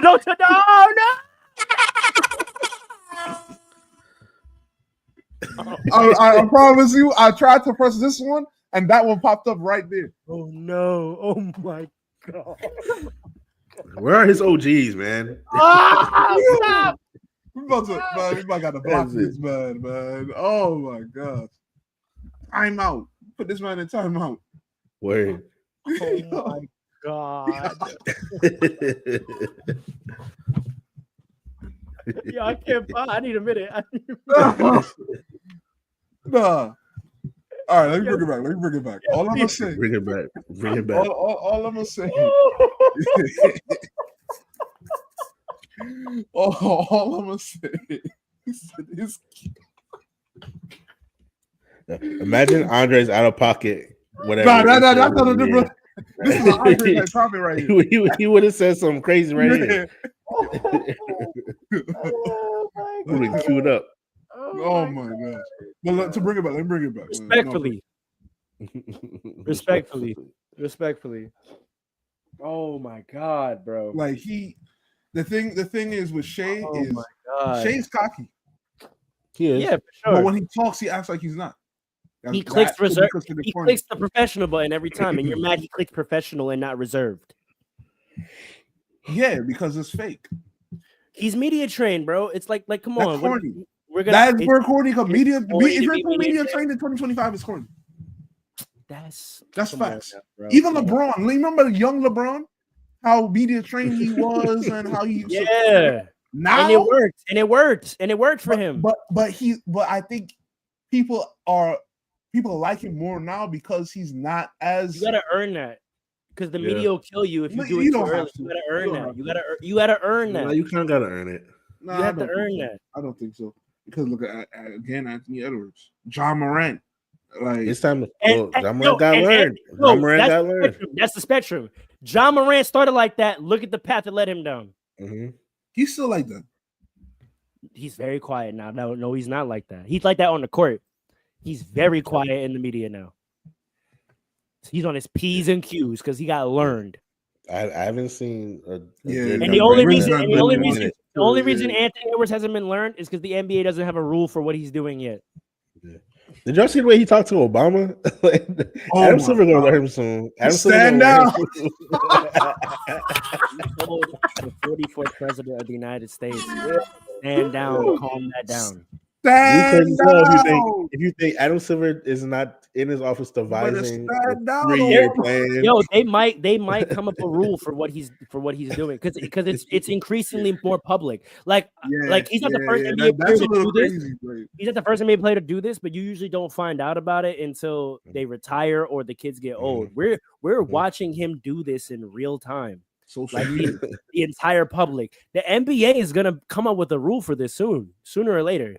Yeah, but how do you even get that rule off? Like how did they get the rule off on Ja? Ja didn't do anything illegal. It would have been illegal in other states. But it wasn't where he was. But it wasn't where he was. Corporate versus state. But that's my people point. Get away with it. Corporate can craft whatever rules for culture they want. That's my point.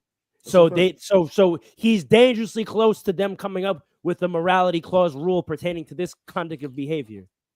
Cursing in the media and all of that. That's a way. Like he's already gonna. That's really tough though. That's really tough though, because what man. morality clause is he breaking? Now you're gonna get really political about it. Like it's tough. Ja was the same conversation.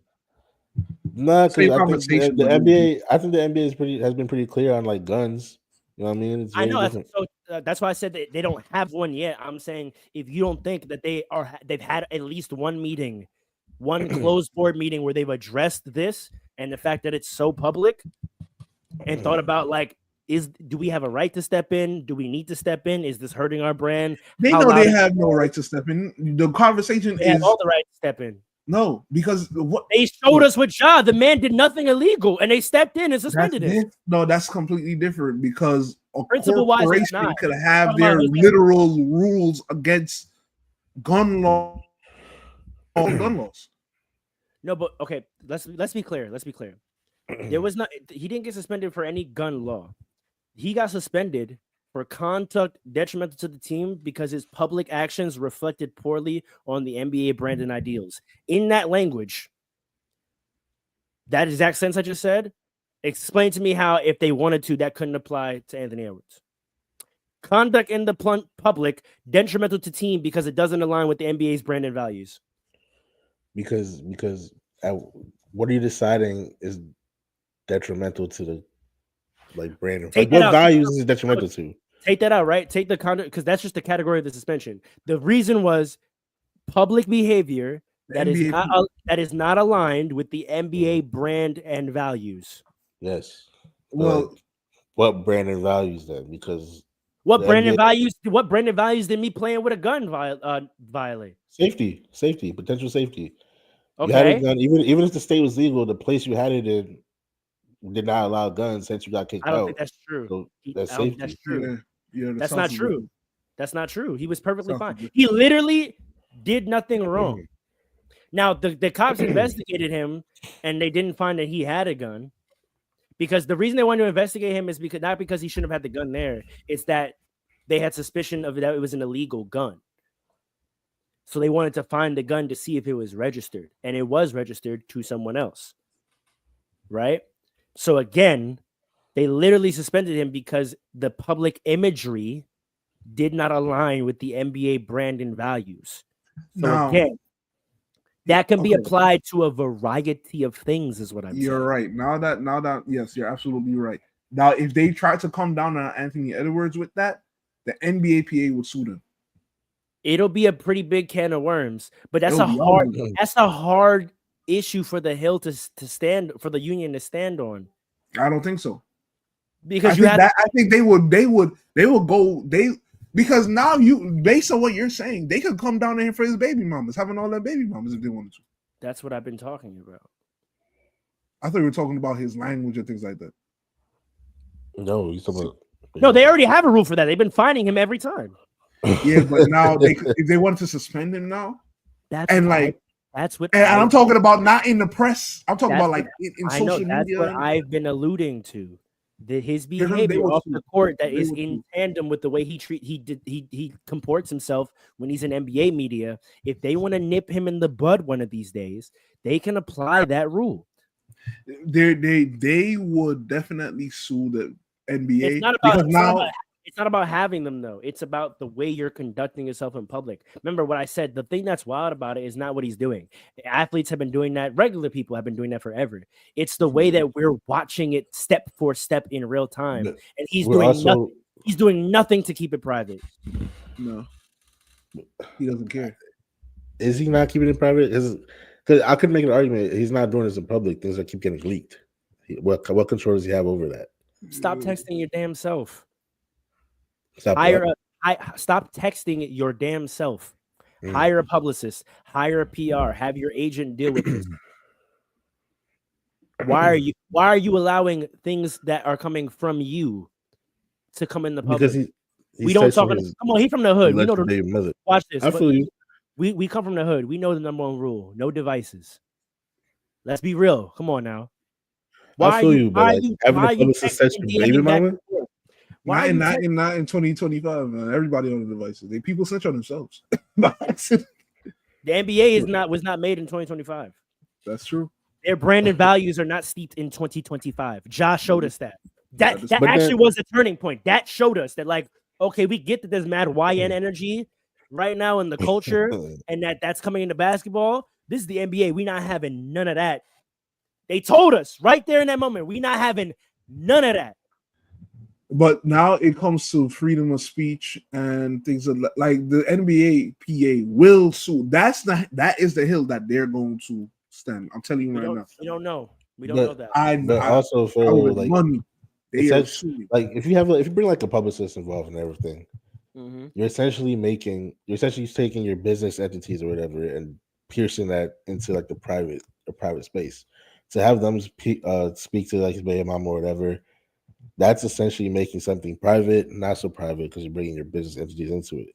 I feel like that, bro. That's how rich men have been getting this off the entire history of the world. Is that facts? I don't know. I'm not in that space. when you don't want to deal with it, and you have resources, you put your people to deal with it. You don't get called on a device. If you have to have a conversation, you talk in person. If there needs to be communication and money sent and things done, the man told us in text and then sent the wire himself, bro. Are you dumb? Are you dumb? Well, he says he's gonna have his lawyer send the wire, but I feel you. You know what I'm saying? Like, that's what you do. That's what men with money. And listen, we're not co-signing any of this or denigrating it. Like, we're not picking a side of the fence on the issue itself. It's just that the fact that it's playing out publicly, there is a morality debate to it. And the NBA might find themselves not wanting to be subject to that debate. They've avoided it for 80 years. And we know that NBA players have been doing it. And it's never come back to the NBA as a thing. All right, listen, the NBA PA will sue. That will be a significant fracture between the Players Association and the NBA, for a fact. Segue. I think the people have told us what they want to talk about. Wait, we never finished the Nuggets. The Nuggets are fake. I'll say this. The only thing I'll say is I don't want to spend too much time on the Nuggets because I don't think they're really good of a team. But whenever you have a top 5 player or the best player, and he's playing at this level, and he's got your team this high in the standings, even if you can't catch OKC, I think you got to punch his chance, man. Like, I feel like I've watched enough NBA in my life to know that when you got that special of a player, you at least have a chance. I saw with Luka last year. We saw it with Jokic himself. We've seen it time and time. We've seen it with LeBron countless times. His team was whack. He can still drag him to the finals. Remember what we had? Remember the argument we had last year, though, that Jokic. You know what? I don't know if y'all watched the game last night. Y'all obviously know I watched it. I watched it while we were streaming. Yeah. That was another exact moment that we were talking about last week. Right. It was a situation. Jokic, in that situation, you're supposed to go to that next level and to connect Bronny James and AR off. And he did not. Who hit the game winner? Jamal Murray once again. Right. So when you talk about those guys, once again. So when you talk about those guys, no. Kobe wasn't hitting game winners really like that in the Shaq era because the games. But he would take over to close the game. Yeah, but the games wouldn't be that close. Shaq would do him. Most of the people don't gotta have the context. People miss a lot of time. Most of the games Kobe was taking over, Shaq was either out or got injured during the game. I'm gonna keep it a buck. There's like 1 to 2 playoff games where like Shaq was in the game and Kobe finished the game for them. Sacramento and San Antonio were the 2 games where Shaq was in the game. Shaq was in the. No, because they would be going at the same time. Like when the famous LeBron Kyrie game, they both had 41. You see what I'm saying? And that's what it was like with Shaq and Kobe. It wouldn't be like, oh, Kobe was the one that went to that next level and like carried Shaq to the finish. Him and Kobe would both have 38 plus. It's just that the majority of Kobe's 38 would get scored in the fourth. But Shaq went to that level first. That's what I'm saying about Jokic. The players you're naming that do what you're talking about, they can go to that level. We rarely ever, like, I don't want to rehash it, but like I said last week, he doesn't often ever do that in situations when he should do that. And last night was a situation like that. You got Dalton Connect and AR going for 60 points and a triple double, and you're about to lose. And then what did he finish with? It should have been 40. It should have been 40. It was a pedestrian game for Jokic. So another example, that's why I say they're fake, because their only hope is what you're saying, and that's exactly what we've never seen Jokic do. It's 28, 5 and 7, like 8 of 16 from the field. You feel me? Like, yeah, it's listen, it's just so tough because score. Okay, this is what I'll say, right? If he doesn't get to the championship this year, then we have to start talking about him more so in the vein of James Harden than in the vein of potential great, like all time with the chip. Like GOAT. He's a regular season statistical guy. Not just regular. No, that's not true. Regular. His play elevates in the playoffs. Well, then don't say James Harden. You got to think of someone else then, because that's the James Harden narrative. He's already got some games in the playoffs too, but it's not when you need it the most, which is what you're saying. Okay then. So confine it to just when you need the most. He doesn't go to that echelon. He doesn't go to that space and become that guy. But this comment makes a valid point, because I was talking about, in order to say this, we have to kind of invalidate the chip that he got. I don't, because my thing is very specific in terms of their players that have won chips that are not on the list we're talking about, because in those years they never had to go to that space to win their chip. I'm not taking the chip away from them, but like, just because you won doesn't mean no, because there's levels to NBA greatness, right? There are guys. I don't like to say that, but anyway, in terms of greatness, there are guys that have won chips that aren't in the room we're talking about. Remember, especially our conversation we were talking about was about draw. We can't forget that, right? Draw comes from individual performance and a certain level of individual performance, right? And a certain style of individual performance. There's a finite guys in the list of NBA history that are in the room we're talking about. We're like, you're a draw in that way, because we don't want to miss a game you play because there's something crazy to a certain level we might see, particularly in the scoring category. Even if it's with a triple-double, it's going to be a triple-double and a certain scoring number that we want to see. Jokic has never been that guy, which is why he's not a draw, which is why, again, like him being face among the other numerous things, it's like Jokic is not a draw in that way, because we know we might see a crazy triple-double, but we're never thinking about the fact that we're never worried to miss a Jokic game thinking we might miss like an 80 ball or something like that, right? The room we're talking about, that's crazy triple-double though. It might be a crazy triple-double, like, sure. But at this point, triple-doubles it's an accumulation stat. The actual performance of it isn't exciting, if that makes sense. So triple-doubles aren't what they used to be? No, it's not that. It's that, like, I'm trying to phrase this very cleanly so you understand what I'm saying. So that we've seen triple-doubles so much that the getting of a triple-double isn't like it's like the getting of one triple-double in isolation isn't a crazy thing to view. What's crazy is how many times he does it. That's the crazy thing now, right? Him being on the triple-double leaderboard is what's crazy now. But actually watching him get a triple-double in game, there's nothing unique or exciting about watching that anymore, because he does it all the time. The only thing that's crazy now is, like, at the end of every season, counting how many times he did it that season, right?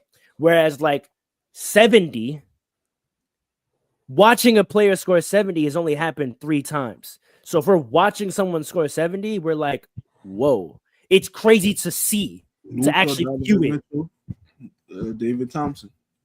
That's what I'm saying. But that's what I'm saying. Like when we watch it, we're like, yo, this is crazy. 50 balls. There have been a lot more 50 balls, but there hasn't been no one's averaged 50. That's what, like a triple double, we've seen 4 players average it, which means we've watched a triple double be collected mad times. So like it's not that crazy to watch someone get a triple. I just watched Just say AR. that Westbrook ruined it. Just say it. Westbrook ruined it. His teammate. It's not a ruin. It's just the development of the league. AR got a triple double last night. I was hyped watching it, but I wasn't like, oh my god, he's got a triple double. You know what I mean? Like it's just a good stat. Like we've watched someone get a triple double mad times. What if it's AR, a 30, 10 and 10? You know what was crazier? When AR had like 47 against the Hornets 2 months ago. That was a crazier game for me to watch than last night with the triple double, because like 47 is still very rare. I think we have to get in another episode, maybe the next one, we have to at a certain point talk about how offense is watered down and how the increase in offensive production on a league-wide scale from team to team has watered down the stats, because now you can't get 30, 10, and 10 anymore, and people are like, oh my gosh. Now it got to be 50 or 45 at least. 10 and 10. That's a fact. The rebounds now are not what they used to be. Yeah, no, I because think the 30, more shots are going up. Like we got to talk about 20, that. The 30-20-20 was a watch, right? But his triple doubles don't often look like that. Was the crazy 2020, but it was a 2020. I know, but that's that's the craziest version of a Jokic we're gonna watch, is a draw to watch him get 20 rebounds and 20 assists. You know what I'm saying? Like, so I bring that back to say again, to finish the point, Alan, the only reason why I'm not jacking that is because what he would have to be for that to be real, we've never seen him be that. He's not dragging this team to a chip with 30, 12, 15 triple doubles. He's just not. I don't know if he's not anymore. Only because if Jamal Murray is also averaging 28. And I think that's possible. I don't know if it's likely, but it's possible. But if Jamal Murray starts looking at like that in the playoffs, then it's a different conversation, because that's a different team we're talking about. Yeah, for sure. You feel me? That's what, like the team they are now, Jamal Murray is not that. So I cannot feel that way about them, because he's not that, and I know what Jokic is going to be, and that's not going to be enough. If in the playoffs Jamal Murray becomes a first-team All-NBA player, we're now talking about a different team. And I don't know if Jokic won't be like that, because honestly, I know he hasn't had a bunch of these performances, but this year specifically, he's been scoring a little bit more so than in the past. So I feel like if he really felt like he needed to be like that, it could happen. But only time can tell, though. Well, like I said, man, when you have do it last night. And now last night, you're right. We have a 2-game win streak on the Nuggets, since the Nuggets Warriors win streaks are such an important thing everyone wants to talk about. Well, now we have a 2-game win streak on the Nuggets. So no, you can't do that. That's the hate. That's the hate part. You can't do it. The 10-2 is not. You can't compare. 2-0 in our last 2. That's so funny. Paul, you want to get away with this? I can't say anything now. Did you after the last win? What was the thing he said? After the last win, when I was gassed, he said, "When do y'all play him again?" I said, "In a few weeks." He said, "Okay, let's see then." All right. I mean, a win is a win and a loss is a loss. Right? Win is a win. All right, let's get the people what they want. Wait, y'all didn't win last night? Wait, y'all won last night? You caught me. I was about to say, wait a fucking second. You caught me. I consider it a win, and Paul knows why. Wait, Paul, your mic cut out. Your mic is out. I consider that a win. I don't care. That's you got me for a second. I was like, wait a minute. I consider it a win.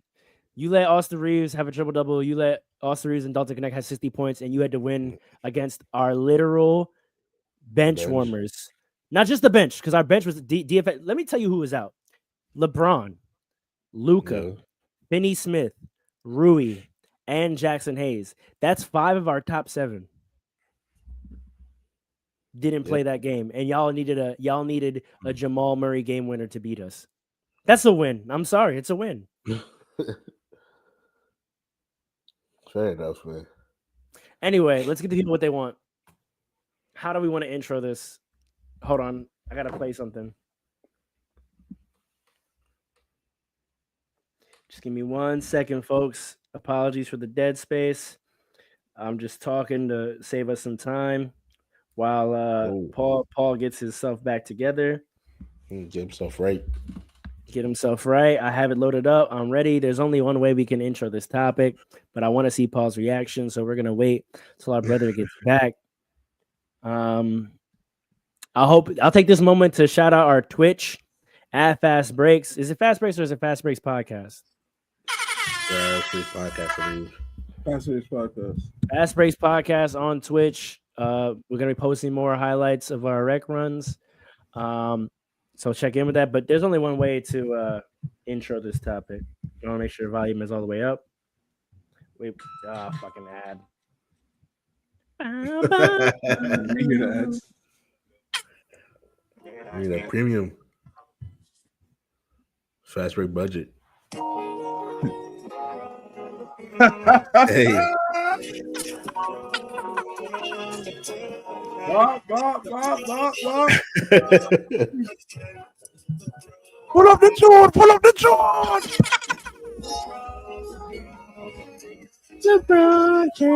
LeBron James.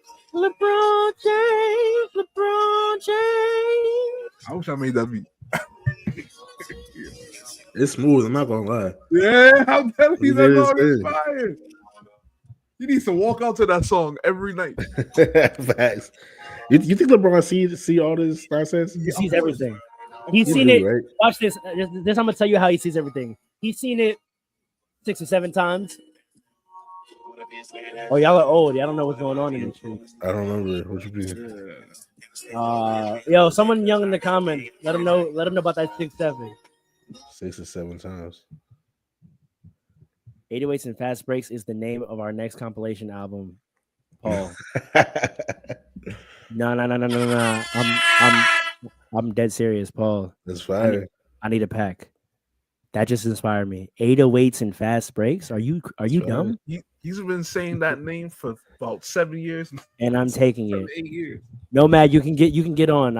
I'm quite tired of singing my own hooks. I'll send you a bunch of tracks. I'll leave a verse on like some of them if you want to get busy. But yo, we could. That's our what a time. Me and Nomad, 808 Fast Breaks produced by Paul. Let's do it.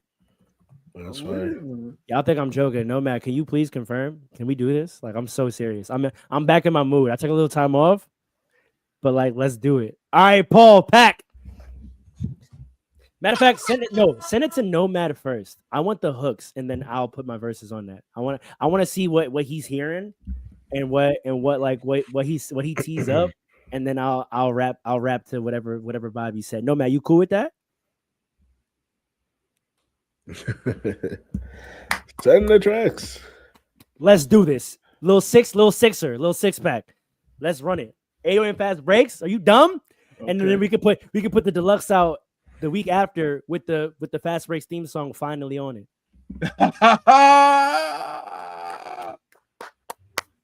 Let's do it. All right, sorry. Anyway, Paul, you were chomping at the bit to talk about this topic, so I'm gonna just leave the floor to you. No intro. Everyone knows what we're talking about. I don't need to explain it. If you don't know what we're talking about, you've been under a rock. So takes, give me them. LeBron is soft for confronting Stephen A. Wow. About Stephen A. talking about his son, who's an NBA player for the Los Angeles Lakers. That is all. Was it about his son though? Was it actually about his son? That's the argument. Who cares? Because you know what he said to Stephen A? He said, "Stop talking about my son." I know, but we know what he really was mad about. And so was he wrong to be mad about what he was actually mad about? No, but LeBron is a grown man. He said what he said. He said, stop effing with my son. That's what he said. All right, let's keep it up. All right, so let's do some dissecting here, right? So I'm gonna hold him accountable for what he said. We all speak Negro. We all speak right? Negro. Right? Hold on. We all speak Negro, right? What is that? Let's hold on. Let's not be ESPN. Let's be real, right? Because he didn't actually say stop talking about my son. If he said that, then I would agree with you. He said stop effing with my son. Mm-hmm. We can decipher what he means by that. Yeah, he means that him talking about him is hurting his brand. No, and hurting his brand. Because Paul, not just his brand, but like he's looking bad. And Paul, we he's agree highlighting it. Paul, we agree on what he was. Paul, we agree on what he was actually mad about, right? Yeah. Does saying stop effing with my son not in a hood way speak to what he was actually mad about? No. Why not? Because he said his son is an NBA player. No, stop. No, don't segue that to then give your take. Answer my question. No, I am answering the question. We both know what he was really mad about, which is he didn't like that Stephen A criticized him as a father. His father. Right? If we know he's mad about being criticized as a father, in a hood way, in a way black men talk to each other, does saying stop effing with my son not speak to? No, he would say stop effing with me. He would say that. But that's not specific, because then Stephen A could be like, about what? And then he'll say, you know what I'm talking about, or he'll say say what? He has to say his son at some point, right? He has to talk, he has to bring into it that I'm talking about the father part of it. He has to bring up his son in relation to him. And he didn't do that because he knows his son is a grown man and he can't say, like, he is mad about the father thing, but I think he's mad about the fact that he's highlighting that Bronny is not an NBA player yet. Then we disagree. I disagree, Paul. I disagree with you. But you say what you say, and I'm going to take what he said at face value as well. Alan, do you see what I'm saying? How like the motivation I came feel like from they're not about to have a mad eloquent conversation in that moment, right? He's not going to say full complete sentences of what he means, right? Exactly. When you're mad about something, I don't think that Paul's right in saying that like he said something that's completely different than what he was actually mad about. I think he did. I think he did speak to what he was mad about in a very succinct, short way. Like if you talking about me as a father saying, "Yo, stop effing with my son," I get how that I see the connection there. Paul, you also got to put it all into different contexts. He didn't do this. He didn't come up to him after the fact. He came up to him during the game. He's coming to him off the cuff, and he's tight. When he sees him, he gets tight, goes up there and says something off the cuff. He's not going to get a. Let's not forget the second sentence too, because the second sentence is also why I feel the way I feel. Because he said, "Keep my son out of it." What does that mean? Out of that, when he says "keep my son out of it," that means he's acknowledging this is a me-you issue, right? It's a me-you issue. When he says "keep my son out of it," that's basically a short way of saying like, let's not have a conversation between. But you can't, because he's a basketball player. No, for the NBA. Paul, there's another thing that I think you're also missing. If LeBron was really mad about that thing specifically, he would not just now be saying this. He would have been saying, he would have brought this up multiple times in the media. He's around media people after every game who probably talk about his son all the time. He would not just be now saying this to Stephen A. Smith randomly. According to what Stephen A. Yo, wait, watch this. Wait, watch this. Look. When two guys are like dissing each other, right? If we're in a rap battle, let's say I say a line that isn't about your son, but it references your son, right? Would a valid retort not be like, yo, keep my son out of that shit? In a rap battle, isn't everything a goal? No, but here's what I'm saying though. There's adults in rap battles. Here's what I'm saying though. Like if we going back and forth in a war of words, right? And I don't talk about your son, but I reference your son in whatever I'm saying to you. Is it would context, all right?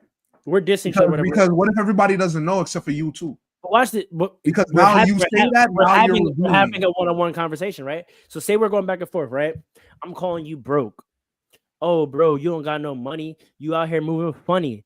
That's why when you come back to the crib, you can't put no honey in your kids' milk. If my immediate retort was like, yo, don't bring up my son. Right? Like, yo, like don't speak on my son. Don't bring up my son. That's corny. No, but look, but that's not what we're arguing. What I'm saying, we're arguing about whether he said what he actually meant. Is that not me saying, like, don't talk about me as a father? You didn't say anything about my son. I'm just saying, bro, if you're talking about me, don't insert anything about my son in that conversation. But he will still be wrong. Okay, we could get to that, but I'm saying you started off saying like he said one thing and meant another. That's where me and Alan disagree. He just spoke very ebonically when he said keep my son out of it. That's what he was saying. He wasn't saying it's not ebonically. That's you. That's, you know what that is? That's him using his son again. Let me talk. That's him using his son as an excuse to get at Stephen A for what he really wants to get at him for. No, because bro, if we talking stuff, and you say, yeah, boy, your head mad disfigured, your mama probably dropped you as a kid, and I said, yo, don't talk about my mama. Obviously, you didn't actually talk about my mother, and I'm not mad that you said anything about my mother. No, you did though. That's different. Because you're saying your mother did something to you that she shouldn't have done. No, stop, bro. Stop, bro. Come on, you know what you're doing. You know what you're doing, bro. Technical. You know what you're doing, bro. You know, come on now. We black men. If LeBron wanted to talk, if LeBron was look, okay, hold on. Nah, according to Stephen A, I don't like the way you're approaching. No. According to Stephen A, no, because this is nonsense. According to Stephen A, he sat there brewing. It wasn't just, I don't know, like he saw him on the bench. He was sitting. There was energy from the jump. Sure. Right? And it boiled over to a point. So I get what you're trying to say, that when you're just angry like that and you're just trying not to put hands on somebody, you might not talk properly, right? But what he said is directly is different from what he felt. No, I think you're penalizing him for not saying the words "Don't talk about me as a father." Real quick. Real quick. Let me finish. Mm-hmm. What he said is very different from what he felt. So much so that I believe that he used his son as an excuse to get at Stephen A because they've been had beef for 20 years. If he wanted to say, don't say something about me as a father and all of that. You see how you couldn't even put it in the sentence right now yourself? No. You see how you couldn't even put it in the sentence? That's not how people talk. That's not how people talk. I said father. I said father. Paul. He could have said, don't talk about me as a father. Why you acting like he couldn't say that? Don't talk about me as a father. He said, leave Bronny alone. No, he didn't say that about him when he's an NBA player. He didn't say LeBron alone. That's the problem. Paul, he didn't say LeBron alone. We have the quotes. He said, bro, keep my son out of this shit. Stop fucking with my son. He said, stop effing with Bronny. He's not effing with Bronny. Paul, you want to listen? We have the full quote. He said 2 lines. He said, keep my son out of this shit, bro. Stop effing with my son, bro. Out of what? That's it. That's the 2 quotes. So what do you decipher that he wants him to leave specifically us? We leave him out of it. Clearly, I mean, that's acknowledgement that we have a thing. And he's saying, keep my son out of it. To me, as a black man, I understand what he says when he says that. He's saying, and whatever you want to say about me, he's using his son as an excuse then. Ridiculous, bro. Because it's clearly almost everything he says about Bronny is about his game. So no, he's using his son as but it wasn't, and we know it wasn't because he talked about LeBron as a father, and we acknowledge that's what he's mad about. So it's not about leave Bronny out of it. It's don't talk about me. That's how like that. Come on now, bro. Most people would have said don't talk about me as a father. I've heard people in arguments say that before. I've heard people in arguments say that before. What are you telling me right now? He used Bronny as an excuse to gut at Stephen A. That's ridiculous, bro. He did. I'm not following. I don't get how that's an excuse. If that's his main issue, if that's my boundary, if we have a back and forth, hold on. Wait. What's the main issue? Paul, wait. Talking about him as a father. He should have said that. He could have said that. No matter how angry he is. We're not. See, I don't like holding people to like say something, not say something in like the moment of high emotion. emotion. It's not about Bronny. It's about him as a father. That's how people he felt insulted. Yeah, exactly. That's how He's not mad about Bronny. He's not thinking about Bronny if what y'all are saying is true. He's thinking about himself as a father. Yes, yes, that's what he's saying. So say that. No, that's how people talk, Paul. No. I've heard people say, "Don't talk about me as a father." Why they're angry? I'm not. What are you talking about? Okay, it doesn't have to be one way or the other. I'm not saying that no one ever says that, but to act like him saying what he said there's no way that's what he meant is ridiculous. That's ridiculous. No, it's not. It's not. That's what he felt. That's not what he meant. Yes, it is. Come on. That is what he felt. People talk like that, bro. If I have a boundary, if we're having a back and forth, I have a boundary on don't bring up my family. Don't bring up your son who's an NBA player. You see what I'm saying? When you're talking about me, if me and you are having a back and forth, don't bring up my family. Your family's the NBA player. Do you see my point now? No, because you're not talking about his game. When Stephen said you're not talking about him as an NBA player. When he said as a father, he wasn't talking about Bronny. He was talking about LeBron. That's clear as day. Exactly. And if you're talking about me, don't bring up my family. He didn't bring up he brought up him. You did when you called me when you referred to me as a father. You're bringing my family into your critique. You're bringing up your role. You're not bringing up the family. Don't do that. And don't do that. Stop. No. So I agree. Look. I felt uncomfortable hearing Stephen A. say as a father. I said that. I think I said that on here too. That was a boundary where I'm like, let's not do that because from what we see, LeBron is a great father. So if I respond by saying, don't bring up my family. Don't say that when your family's an NBA. The family you're talking about is an NBA player. You weren't talking about his game. You're not even talking about him in the context of NBA. He didn't talk about Bronny when he said him as a father. He came out at LeBron as a father. I have a question. Who is he a father to? Bronny, Bryce. I don't know his daughter. So if I talk about you as a father, what am I referencing? It's not just Bronny. No. Let's talk. No. Let's really talk. He has 3 kids. He has 3 kids. No, he has 3 kids. Okay, wait. He has 3 kids. Paul, what was he critiquing about him as a father? The what? Say that again. What was he critiquing about LeBron as a father? His treatment of who? He was talking about his treatment of Bronny. Okay, so what the hell are you talking about? That's not Bronny. What the hell are you talking about? That's not Bronny. That's him. Oh my God, bro. Bronny is if you are criticizing my parenting of a specific one of my child, I'm not gonna say that. Look, if I'm mad at somebody, let's say I had a child, right, and I'm mad at somebody for critiquing how I raised my child, right? I'm not going to say leave. Hold on, wait a second. I am not. Look, whether I'm angry or not, I would never say leave my child alone because you didn't say anything about the child. He didn't say alone. He said leave him out of it. He said stop effing with him. What do we know? You know what that means? Paul, Wait. Hold on. Ebonically. You know what that means. No, you're saying stop effing with him. There's a way to interpret that literally means apply to the person, meaning like stop like verb effing with this person. And when you say stop effing with this, there's a way to interpret that says stop effing with the concept of this. What? You know what I'm talking about? All right. Paul. All right. So if I say like, yo, if I say stop effing with your little sister, that's me telling you to stop doing whatever you're doing to your little sister, right? Yeah, that sounds crazy, Will. Yeah, go ahead. Right? Go ahead.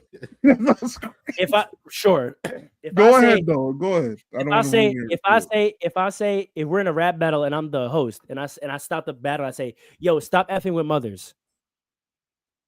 Am I telling the two rappers to stop literally like going and doing something to mothers? Or am I saying, yo, stop incorporating mothers into what y'all talking about? Stop effing with mothers. But okay, yes. Right. So knowing ebonically that's a way to take it. Why do you refuse to see LeBron as saying like, yo, stop effing with Bronny? Like as a concept. Because the using the same concept of incorporating others into beef, right? When you critique somebody as a father about a specific about a specific child. He didn't just say generally. He said, yo, the way you're fathering Bronny is wrong. My response saying, "Yo, stop effing with Bronny. Like, stop." No, that don't even make sense. That don't even sound right. That don't mean stop messing with me. Can I give you an example? Because go ahead. There's no example I can hear that. He's saying if I have a son, he's saying when you critique me, stop bringing up Bronny. Stop bringing up Bronny in your critique of me. Let me give you the same concept. Let me give you the same concept. Yes, it is. It's a clear. Let me give you the same concept. Let me give you the same concept. If I have a son and I'm around you, me and my son are around you, we here, and my son is around you, and you see my son acting a fool, he rude to people or whatever, and you tell me, yo, man, you need to get your son. He's not acting right. You need to go handle it as a father. He's doing what he wants, blah, blah, blah. And I tell you, bro, don't worry about nothing my son's doing. That's not your business. Fact. Is that not the same thing? That's not the same concept? In that case, no. In that case, if you use that as an example and apply that to this situation, that would mean don't talk about my son. No. Oh my God. No, bro. You're being intentionally obtuse, bro. He's saying when the father in his example says, "Don't worry about my son," is he actually saying, "Don't literally think about my son"? No, he's saying, stop talking about my parenting. Don't worry about my parenting. That's the same thing here. You're in my example, he's not saying don't worry about Bronny. That's not what he's saying. That's colloquialism. I'm saying don't worry about it. Like, stop talking about No, I know. And even with the colloquialism, I'm using the same context. He's not saying, listen, here's a problem. They're equivalent colloquialisms is me and Alan's point. Those are equivalent phrases. Stop effing with something and don't worry about something are equivalent. Are the same thing. Yes, I understand that. But I don't think that's what LeBron was saying. You're wrong. No. Look, crazy take. He used Bronny as an example. He used Bronny to get at Stephen A. Because he knew if he criticized anything that he says when it comes to Bronny, it would come off as a father protecting his son. But when you look at what he's saying, what he's feeling, right? When he's looking at Stephen A. said he came to him as a father. He saw a father there, right? He ignored what he was saying because he understood how he felt. However, what he said literally means to leave him alone. You can't leave him alone. You can't not worry about him. He's an NBA player. If you want to be literal, he literally didn't say that. If you want to be super literal. No, I'm literally not being super literal. I'm using the colloquialism. But that worry. We just established that colloquialism doesn't mean that. We just went through four examples. No, we just went through 4 examples where the colloquialism literally never means what you just said. It never does. Don't worry. Come on, man. The very last example, I'm literally talking about it to say, don't worry about him. I got him. When does that ever colloquially mean leave that person alone? Ever? Alan, does that literally mean don't leave him alone? Oh, you are being literal. Wait. So you are being literal. No, well, sorry, not literal. Does that not mean, Alan, I got him? Not in this context, though. What does it mean? In the example you gave. Bring up my children when you're talking about me. In the context I gave, when I say don't worry about him, is like don't critique my parenting skills. Like don't focus your mind on me being as a father, because in my example I brought to you, you're not critiquing my son. You're critiquing me as a father for letting him do whatever he wants. But you can't see. This is the problem. In that example, you can't take away how the child is acting away from the parenting. You're talking about both inherently. Which is why you have to say the child in your statement. Exactly. Right. But that doesn't mean you're making it about the child. It's still about me. It's still about me. Okay. So now if you use the Bronny example now, right? Bronny's not doing anything wrong. And when it comes to his NBA career, Bronny is supposed to be responsible for himself. But we're not talking about his career. I'm bringing his name up to reference the specific statement I didn't like about what you said. Your specific statement was your critique of how I'm parenting Bronny. So I'm bringing up Bronny to say, don't fucking do that. In relation to his NBA career. Sure, don't do. You're not allowed to critique how I'm managing his career. You're not. Yes, That's you are. inappropriate. That's inappropriate. Yes, you are. Because why? He's a grown man. Now let's really have the debate. Thank you. He's a grown man. Hell no. No. Listen carefully. He's an NBA player. I didn't say you can't critique Bronny's career. I didn't say you can't critique Bronny's management of Bronny's career. You cannot critique me, LeBron, my management of Bronny's career. Yes, you can. Hell no. That's basketball talk. And I'm not even a father, but you out of your goddamn mind. Nah. Yes, you can. That's not basketball talk. That's not basketball talk. Yes, it is. What do you mean? When he said as a father, he said that's all of it. Wait. Automatically not basketball. I'm his dad. I'm his father. I'm not his coach. I'm not his coach. I'm not his agent. I'm not his president. I'm not his owner. I'm not his GM. I'm his dad. It's not basketball. He said as a father. It's not career. Said as a father. Let's talk about it then. It's not basketball. That's not basketball. That's parenting. You're inserting yourself into it. I watched Kenyon Martin. I watched Kenyon Martin on Gil's Arena talk about how he managed his son and how he left him. He left him alone. He raised him. Sure, no, hold on. Wait. He raised him. He coached him up and all of that. Once it got to a certain point, he's his own man and he got to manage his own career. If anything, he had to be hands off to an extent. Paul, right? No one's disagreeing with that. But what I'm saying is any involvement that if I'm LeBron, have in Bronny's career isn't basketball because I'm his parent. Anything I do is basketball. What are you talking about? Anything I do with my child, I'm doing as a parent. It doesn't go away. I don't care what the career is. You chose to attach your parenting to his career. So now let's talk about it. No, that's inappropriate. It's up for debate now. Yes, it is. You can't tell me it's not because it's basketball now. He basically rigged the draft to get his son to the Lakers. It's not basketball. That's basketball. Not what are we talking? This is what Stephen A. is talking about. This is why Stephen A. is like, it was soft, it was weak. This is why, because he's attaching his parenting to the career. And at the end of the day, if you're going to do that. But that doesn't protect you from criticizing the career. We and Alan just said that. Critique the career. Listen. Critique the career all you want. You are not in a position to critique how I'm connected to the career. He rigged the whole thing to get him into the NBA. Wait. Time out. Go ahead, Alan. All right. So let's just take the Kenyon Martin example you gave. If I said to Kenyon Martin, you wrong for being laid back because look at the position your son is in now. He's going from team to team, getting traded because you didn't get involved enough.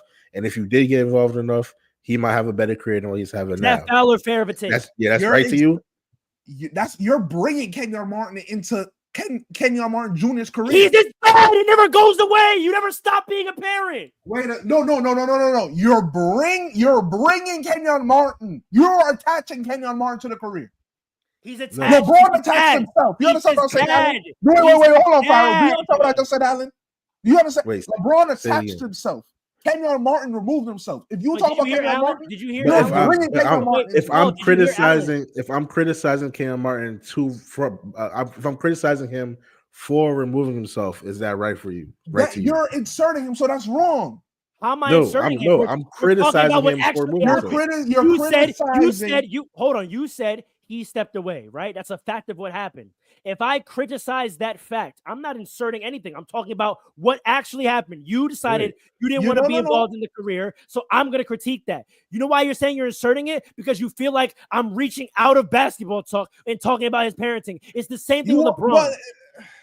LeBron literally directly inserted himself into the creation of Bronny's career. He told people, don't draft him. What are we talking about? He don't lose his father hat. All right, here's another example. Jason Tatum's agent is you can be a father. Hold on. No, but that's not what we're talking about. You're trying to. Well, why not?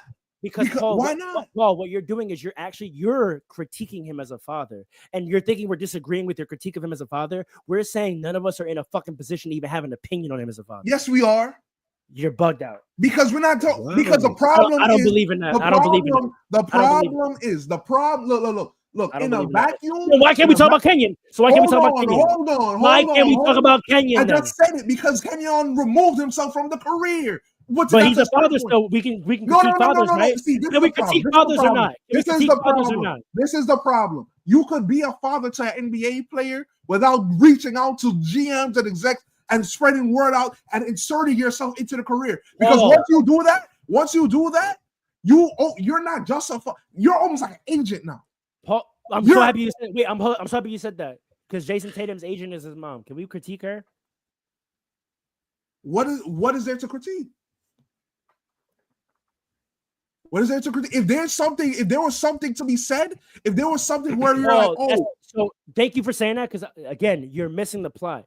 I understand what you're saying. Listen, we're not disagreeing with your critique of him as a father because that's what your take really is. You keep harping on him inserting himself what you're saying is it was a bad parenting move to do that. We're not agreeing or disagreeing with you all. We're saying anyone in the media having an opinion, a public opinion about that decision is inappropriate. That's inappropriate. No, because it's the same thing with Kenyon. Because what if we had an opinion about Kenyon's decision not to be involved? What if Stephen A went on after the trade deadline and said, "Yo, Kenyon Martin Jr. got traded again. I really think listen, Kenyon, as a father, you need to be more involved." That's crazy. Now, see, that is crazy.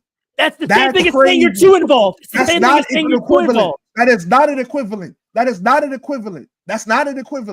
That's crazy, and it is not an equivalent. Literally you want to hear why? Hold on, no. It's literally the equal and opposite of saying you're too involved. You think it's crazy because you disagree with it. That's it. Though. Hold on. Okay, to answer your question, right? To answer your question. Yeah. Wait. To answer your question, right, about Jason Tatum, right? If the situation called for us to talk about the Jason Tatum's mom as his agent, right? Then yes, you could talk about his mom as his agent. Nah. I know that sounds crazy, but it's the truth. If the situation called for it. Now, Kenyon Martin removed himself from his career. Kenyon Martin Jr. is a grown man. He's a grown man, right? If you now want to talk about him as a father when it comes to his career, you're misplacing your criticism because he's a man. LeBron James is not a little kid. He's an NBA player, but LeBron James chose to directly insert himself into his career. Therefore, it is fair game. What is crazy to me is what George Karl said about Carmelo's mom and Kenyon Martin's mom.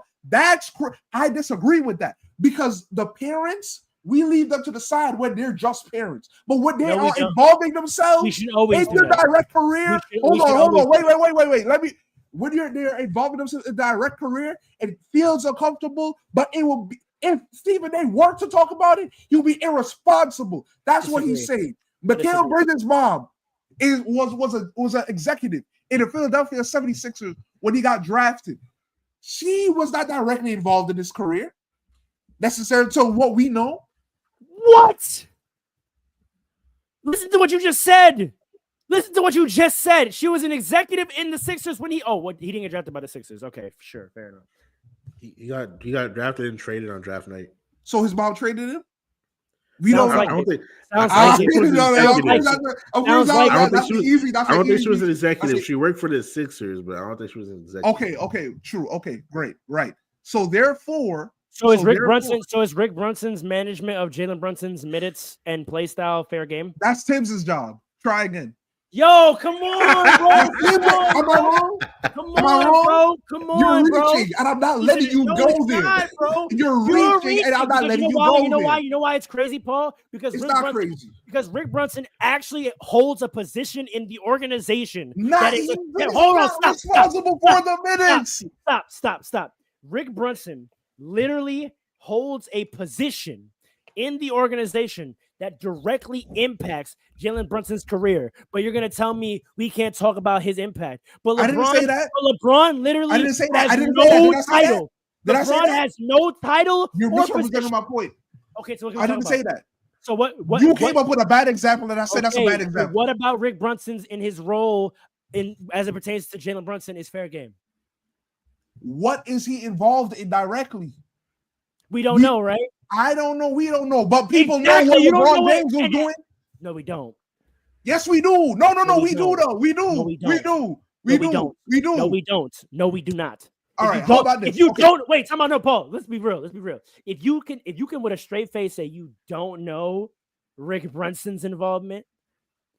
How you gonna stand on business and say you know LeBron? Okay. How about this? Let's be for real, bro. Okay. Listen, we're regular people, right? So let's say we don't know. Stephen A knows. Insiders know. So therefore, I'm on the Stephen A side. And insiders knew that Jalen Brunson was going to the Knicks for a year. And why did they know that? Right. Yeah. So if you want to critique that, go ahead, because they investigated the Knicks and all of that too. So if you want to critique that, I say it's fair game. When the parents are involved in the career, fair game. Directly, fair game. Because now they're not just parents. I think you and me and Alan can just agree to disagree on that. I'm never, unless we're talking about physical harm, I'm never critiquing someone's parenting, bro. Never about anything. Who am I to do that? The problem is I don't want to critique anybody's parenting. I don't want to. But when you attach yourself as a parent to the direct career, then it's your fault. That's even his whole point. It's your fault. What you want people to do? Not talk about Bronny? Not talk about how he got to the NBA, which was you? You can talk about Bronny.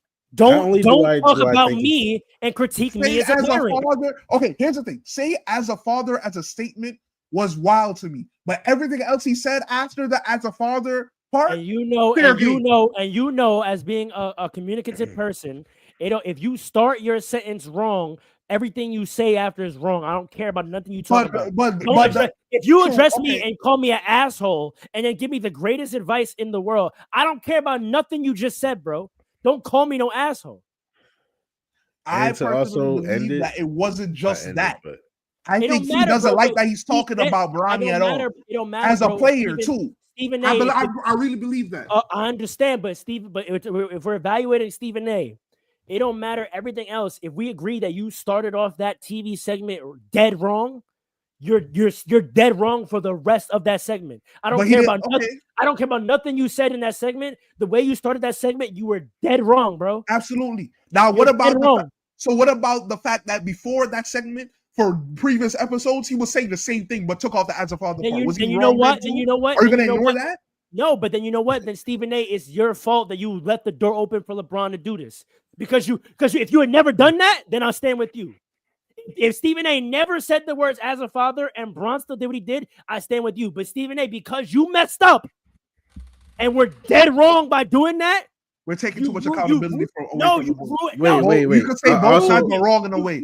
I also have a question because I'm trying to remember. That's why he's mad. And that's why he's mad because he knows. I'm trying to remember what he said exactly. To your point, Paul, LeBron is smart. He knows. Yes, LeBron is smart, and that's why Stephen A. is mad. He knows that this angle all stems from the fact that he made that one single mistake of saying the words as a father. It doesn't. And he's mad that the rest of his whole Bronny treatment can get criticized because of him saying those 3 words. But that's and the reason why I hold him more accountable is because you're the talking professional. Wait, what was you get paid to talk? You're a media professional. So you making that mistake and then opening the door. To critique, Alan? Hold on, can I finish my statement? Right, go ahead. As a TV professional, because this is the important point about Stephen A. As a TV professional, you get held to the higher standard.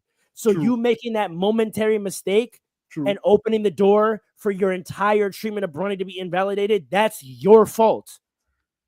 Because you did that. And if LeBron said, don't talk about me as a father, and I know y'all think he was just mad and that's why he didn't say it like that. I don't think that's true. Get off that, because now we're talking about Stephen A., right? I'm saying no.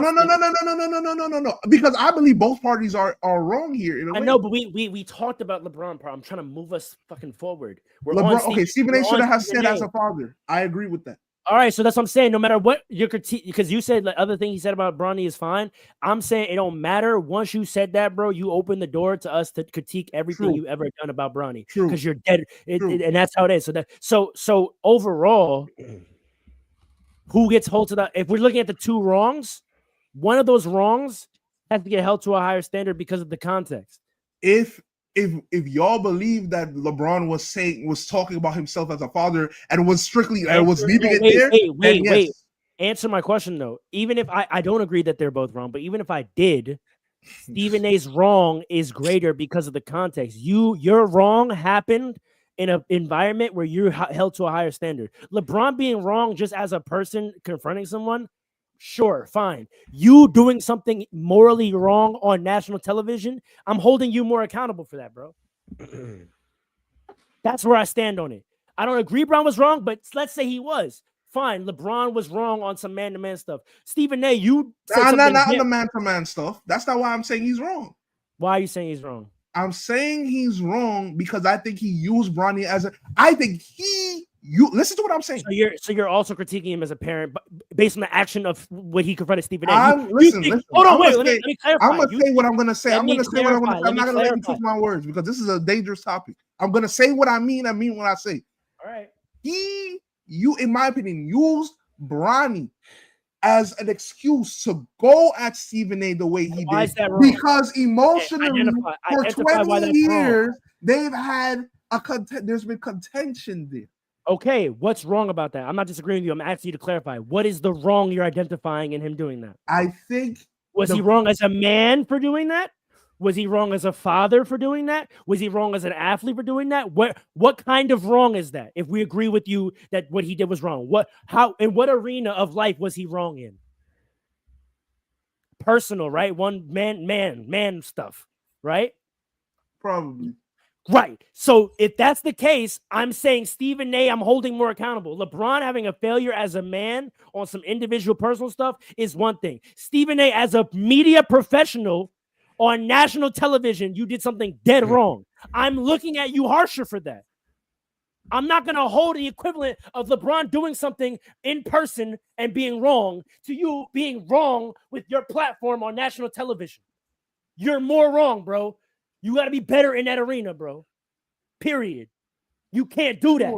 Sure. You can't do that. I understand that point because it's his job. And two wrongs aren't created equally, bro. You're more wrong, bro. You cannot do what you did. I don't like. I just want to point out though that LeBron is still wrong in my opinion as well. You can feel that way, but I understand the point that Stephen A. is more wrong. I understand that point. Okay, that's where I come out on it. I disagree with you on Bron, but I think that's the lesser point. It doesn't matter to me because Stephen A. is more wrong.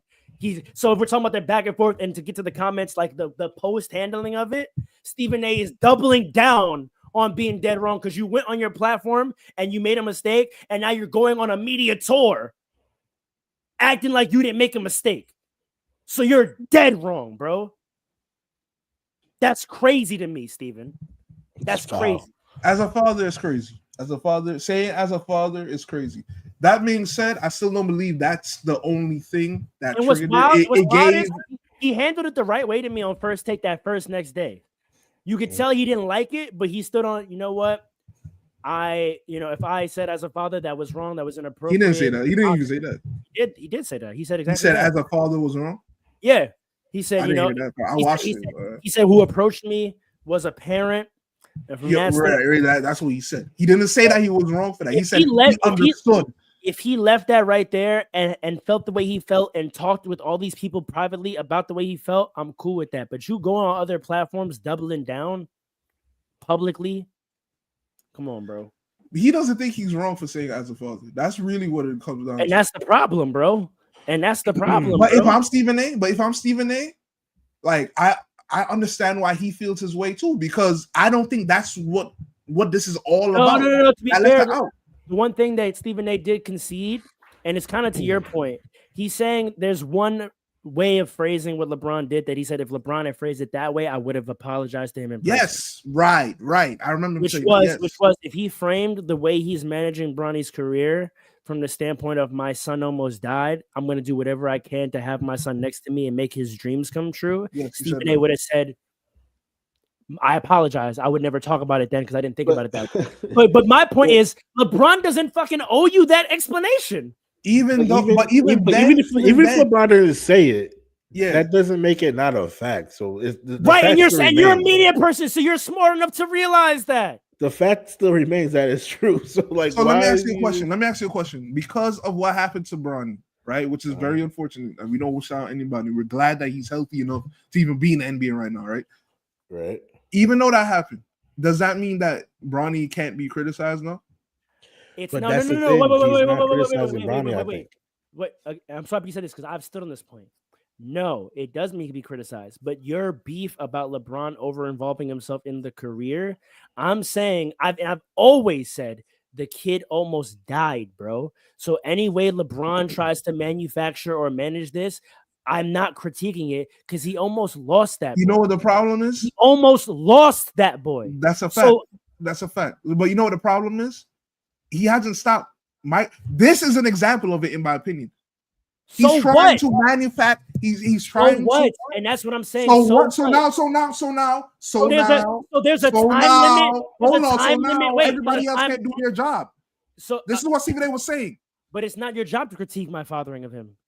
Criticize his play. It's your job to critique Bronny. I believe that he has a problem with people saying Bronny's play like trash. I firmly believe that. Okay, we can put that with all my heart. I believe that. I know, Paul. But we can put that to the side because the topic of conversation is the management of the career, right? I'm saying the management of the career, and it's intertwining with the parenting that you said that LeBron did, which I agree with. Fine, you can. Okay, right there's the thing. I don't say we can call it a problem because of the context. No, but if you can't talk about him now because you're gonna feel a way, that's a problem. No, but you can talk about his play, but don't critique the management. I don't buy that either. Then I don't buy that. You see your face. Hold on. I don't buy that either. Wait. Then that's where you stand. You think that it's actually encroaching on the ability to critique his play. But you know why there's no evidence against that? Because this, to Alan's point way earlier, nothing happened until you stepped just outside the play and touched on that management of career stuff. If he never did, and that's why I ultimately still come back to it, Stephen A. fault. Wait, I don't want to go circular. Paul, I don't want to go circular. Stay with me, right? Because your point is actually very nuanced and I like it. We can't critique. I think we can't critique the management of the career because of the context. He almost lost that boy. Anything he wants to do in terms of having a hand on his son's neck in his career, I say go for it. You almost lost him. You say you understand that, but you say the problem with it is that bubble on that gets expanded to Bronny's actual play, and people feel like they can't touch on the play. I say it's actually not that difficult to draw that line, and the reason I say that is because literally the bubble only came over once the line was crossed by the media.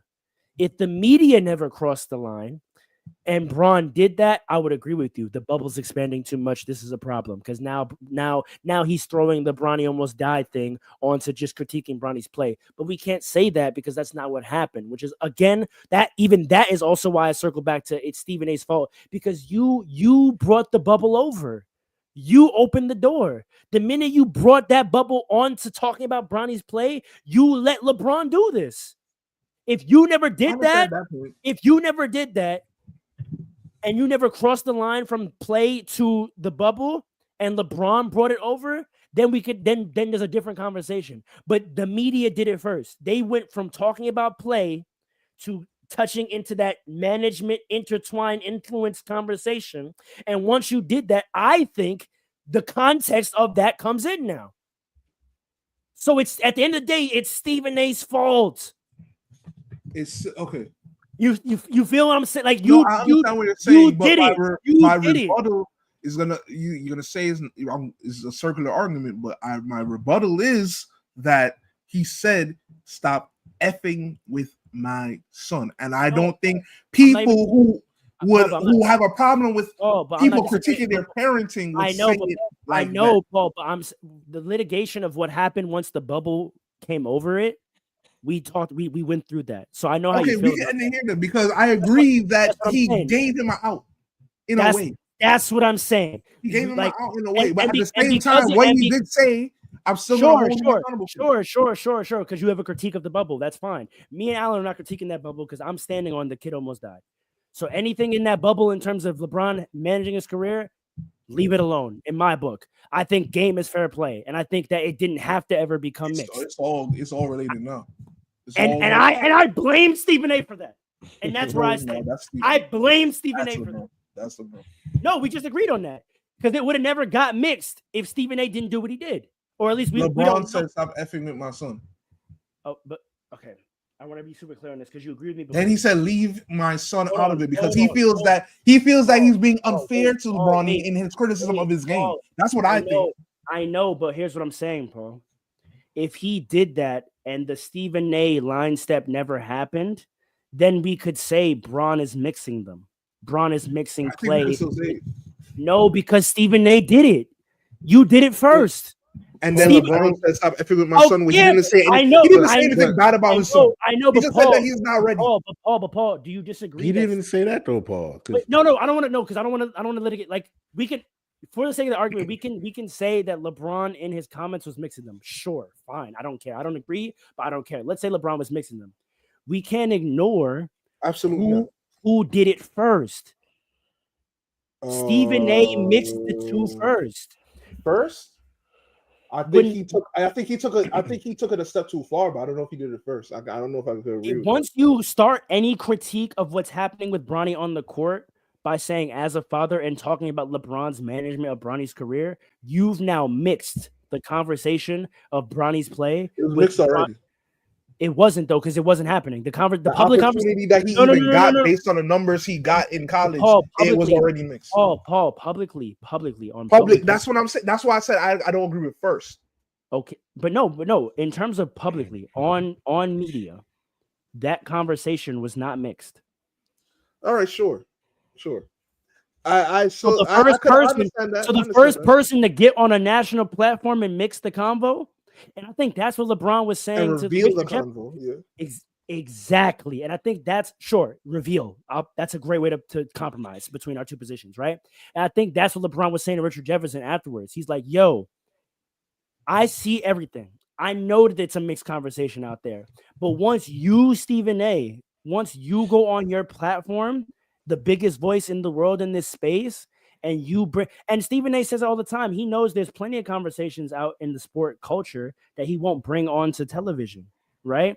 So once you, Stephen A, made the decision to bring that conversation that's happening in the ether onto national television, you were wrong.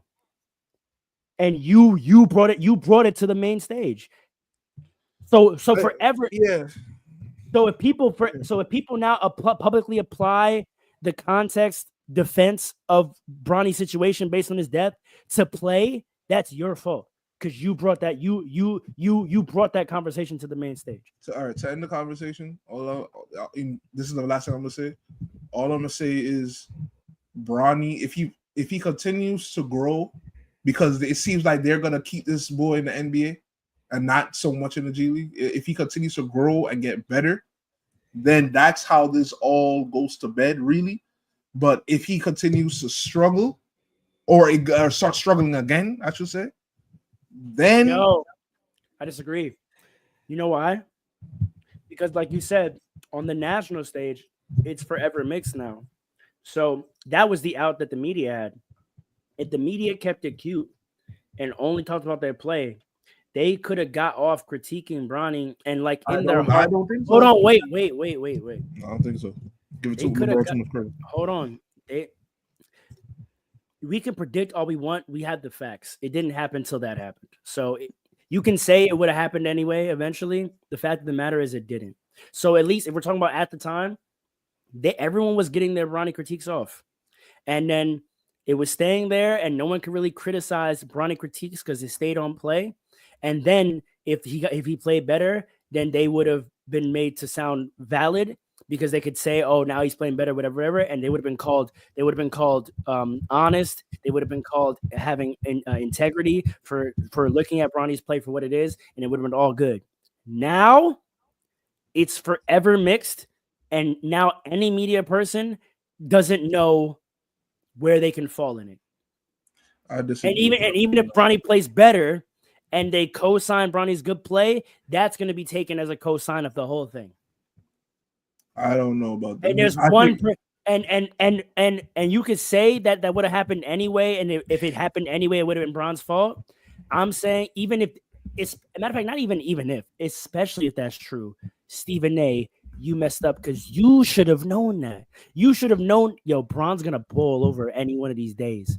If I just wait and let him do it, he mixes the conversation, and now it's free game for all of us. But you, the 22-year veteran, jumped out the window, and now you've allowed it for it to look like you mixed it. And that is an error. It is an error. That's an error, bro. It is an error. It is an error. Still think LeBron is partially at fault as well. I know you could think that, but in terms of the way the narrative is going to get shaped in the arena, and I mean like the sports like culture. From what I've seen, it's 50-50. Some We're people never, are. Matter of fact, we might have forgotten that Stephen A. ever said. Well, no, because of the react. Right now, that moment is stuck to Stephen. That moment is stuck.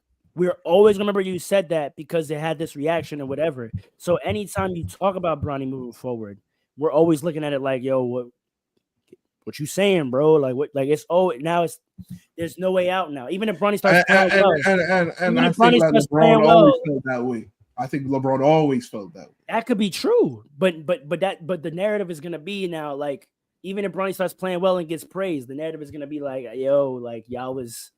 If he congratulates him, it's gonna be, oh, you trying to make up to LeBron. If you criticize, that's what there's no way out now. You're now stuck in that dynamic. I think because the Lakers are good, that other people are going to be saying the same things if Bronny plays well, and therefore it might look like, oh, he has to, say positive things about him. You know what I mean? So it all comes back to the play to me. I respect that take. I think it's going to be forever messy, and I think the person who had the higher responsibility to not let that happen and who had the more wisdom and experience to not let that happen was Stephen A. And that's what was disappointing. Is like you're too much of a veteran to have fallen into. You could call it a trap, even if, like I won't say that, but if you want to even call it a trap, Paul, set by Bron, Stephen A. You can't be the one to fall in it, bro. Like that. Skip was supposed to do that. Colin Cowherd was supposed to do that. Pat McAfee was supposed to do that. You not supposed to be the one to fall into that trap, bro. Like, come on, dog. Like, come on, bro. You've been around too long, bro, to fall into that trap, bro. Crazy. And that's all I have. Alan, you haven't spoken in a while. You have any final words on this? I was gonna say I don't think he was talked about Bronny in the basketball sense, and that's why I think he's wrong about it. It doesn't make sense to me that he tried to say, as a father, why is Bronny a bad basketball player? That's not what he said. He was saying, as a father, why are you doing this to Bronny? Why are you doing this? Why are you doing X, Y, Z? He brought up Carmelo and his son, and I think all that as well. And Stevie A is just dead wrong. Yeah, you brought other fathers and sons into it too. Like it's a nasty conversation, bro. Like if Stephen A kept it strictly basketball, I would have nothing to say. But he did not keep it strictly basketball. You're comparing fatherdom. That's not a nasty combo to have on national television, bro. Like, what are you doing? So that's it. That's my thoughts on it. Like, so you got what you had coming to you, bro. And I don't even like that we just did it. Like, I don't even like that we just did it, bro. So if you kept the basketball, LeBron would have nothing. If Stephen A kept it basketball, LeBron would be looking crazy right now. No, that's a fact. I disagree with that. That's a fact. That's a fact. I don't. Stephen A does have kids. He has daughters. I'm gonna leave that right there. I'm not gonna get it. There's a conversation there, but I'm gonna leave it right there. But yeah, no, I don't agree with that. But yeah, gotta go. All right, man. Fast breaks. Yeah, man. I just want to say, I personally don't have a feeling on the parenting angle of this. My debate was stuck on whether we can talk about it or not. So anything you hear from me that sounds like an opinion on parenting, I don't have one. Everyone do what you want to do with your pickney-dom, as long as they're healthy. Oh, I do have one final point. I guess my only final point is I don't agree. I also don't agree you should be critiquing someone's parenting, etc. But I also find it crazy critiquing LeBron's parent. Yeah, critiquing LeBron's parenting because he got his son to NBA, saying like critiquing him to be bad for doing that is wild to me itself. Because we live in America. Yeah, so I digress. Anyway, we out. Any final words, Paul? Like generally? Well, your microphone's out, man. Your microphone said no more. Thank you for tuning in. We hope y'all got something out of all these conversations. Please, I know that this last topic, everyone's going to run to it, but we talked a lot of good basketball today as well. So I'd like to do a little more X's and O's, but maybe we'll save that for the playoffs when we can really break down and we're watching every single game. I think in April I'm going to try to watch at least one game every day. I've been watching like a good 2 to 3 games a week, including the Laker games, but I'm trying to get to like watching a game every day in April. So let's make that a go for Fast Breaks. We can start breaking it down, X's and O's. Peace. Deuces. Light it up.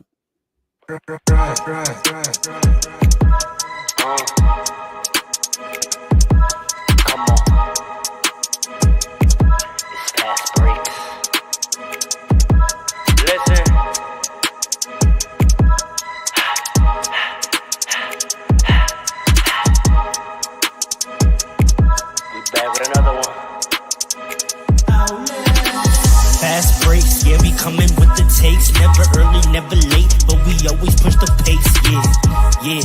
And we really study tape, y'all just view the highlights, man, we really watching games, yeah. You just watch from the stands, we run 3-man weeks, Paul, Dre, and Allen, yeah. Way more than a fan, we got love for the game, we don't have to pretend. Got it out the mud like you get it off the glass. I'm the run the fast break, throw me the outlet. Yeah, we got it out the mud like you get it off the glass. I'm the run the fast break, throw me the outlet.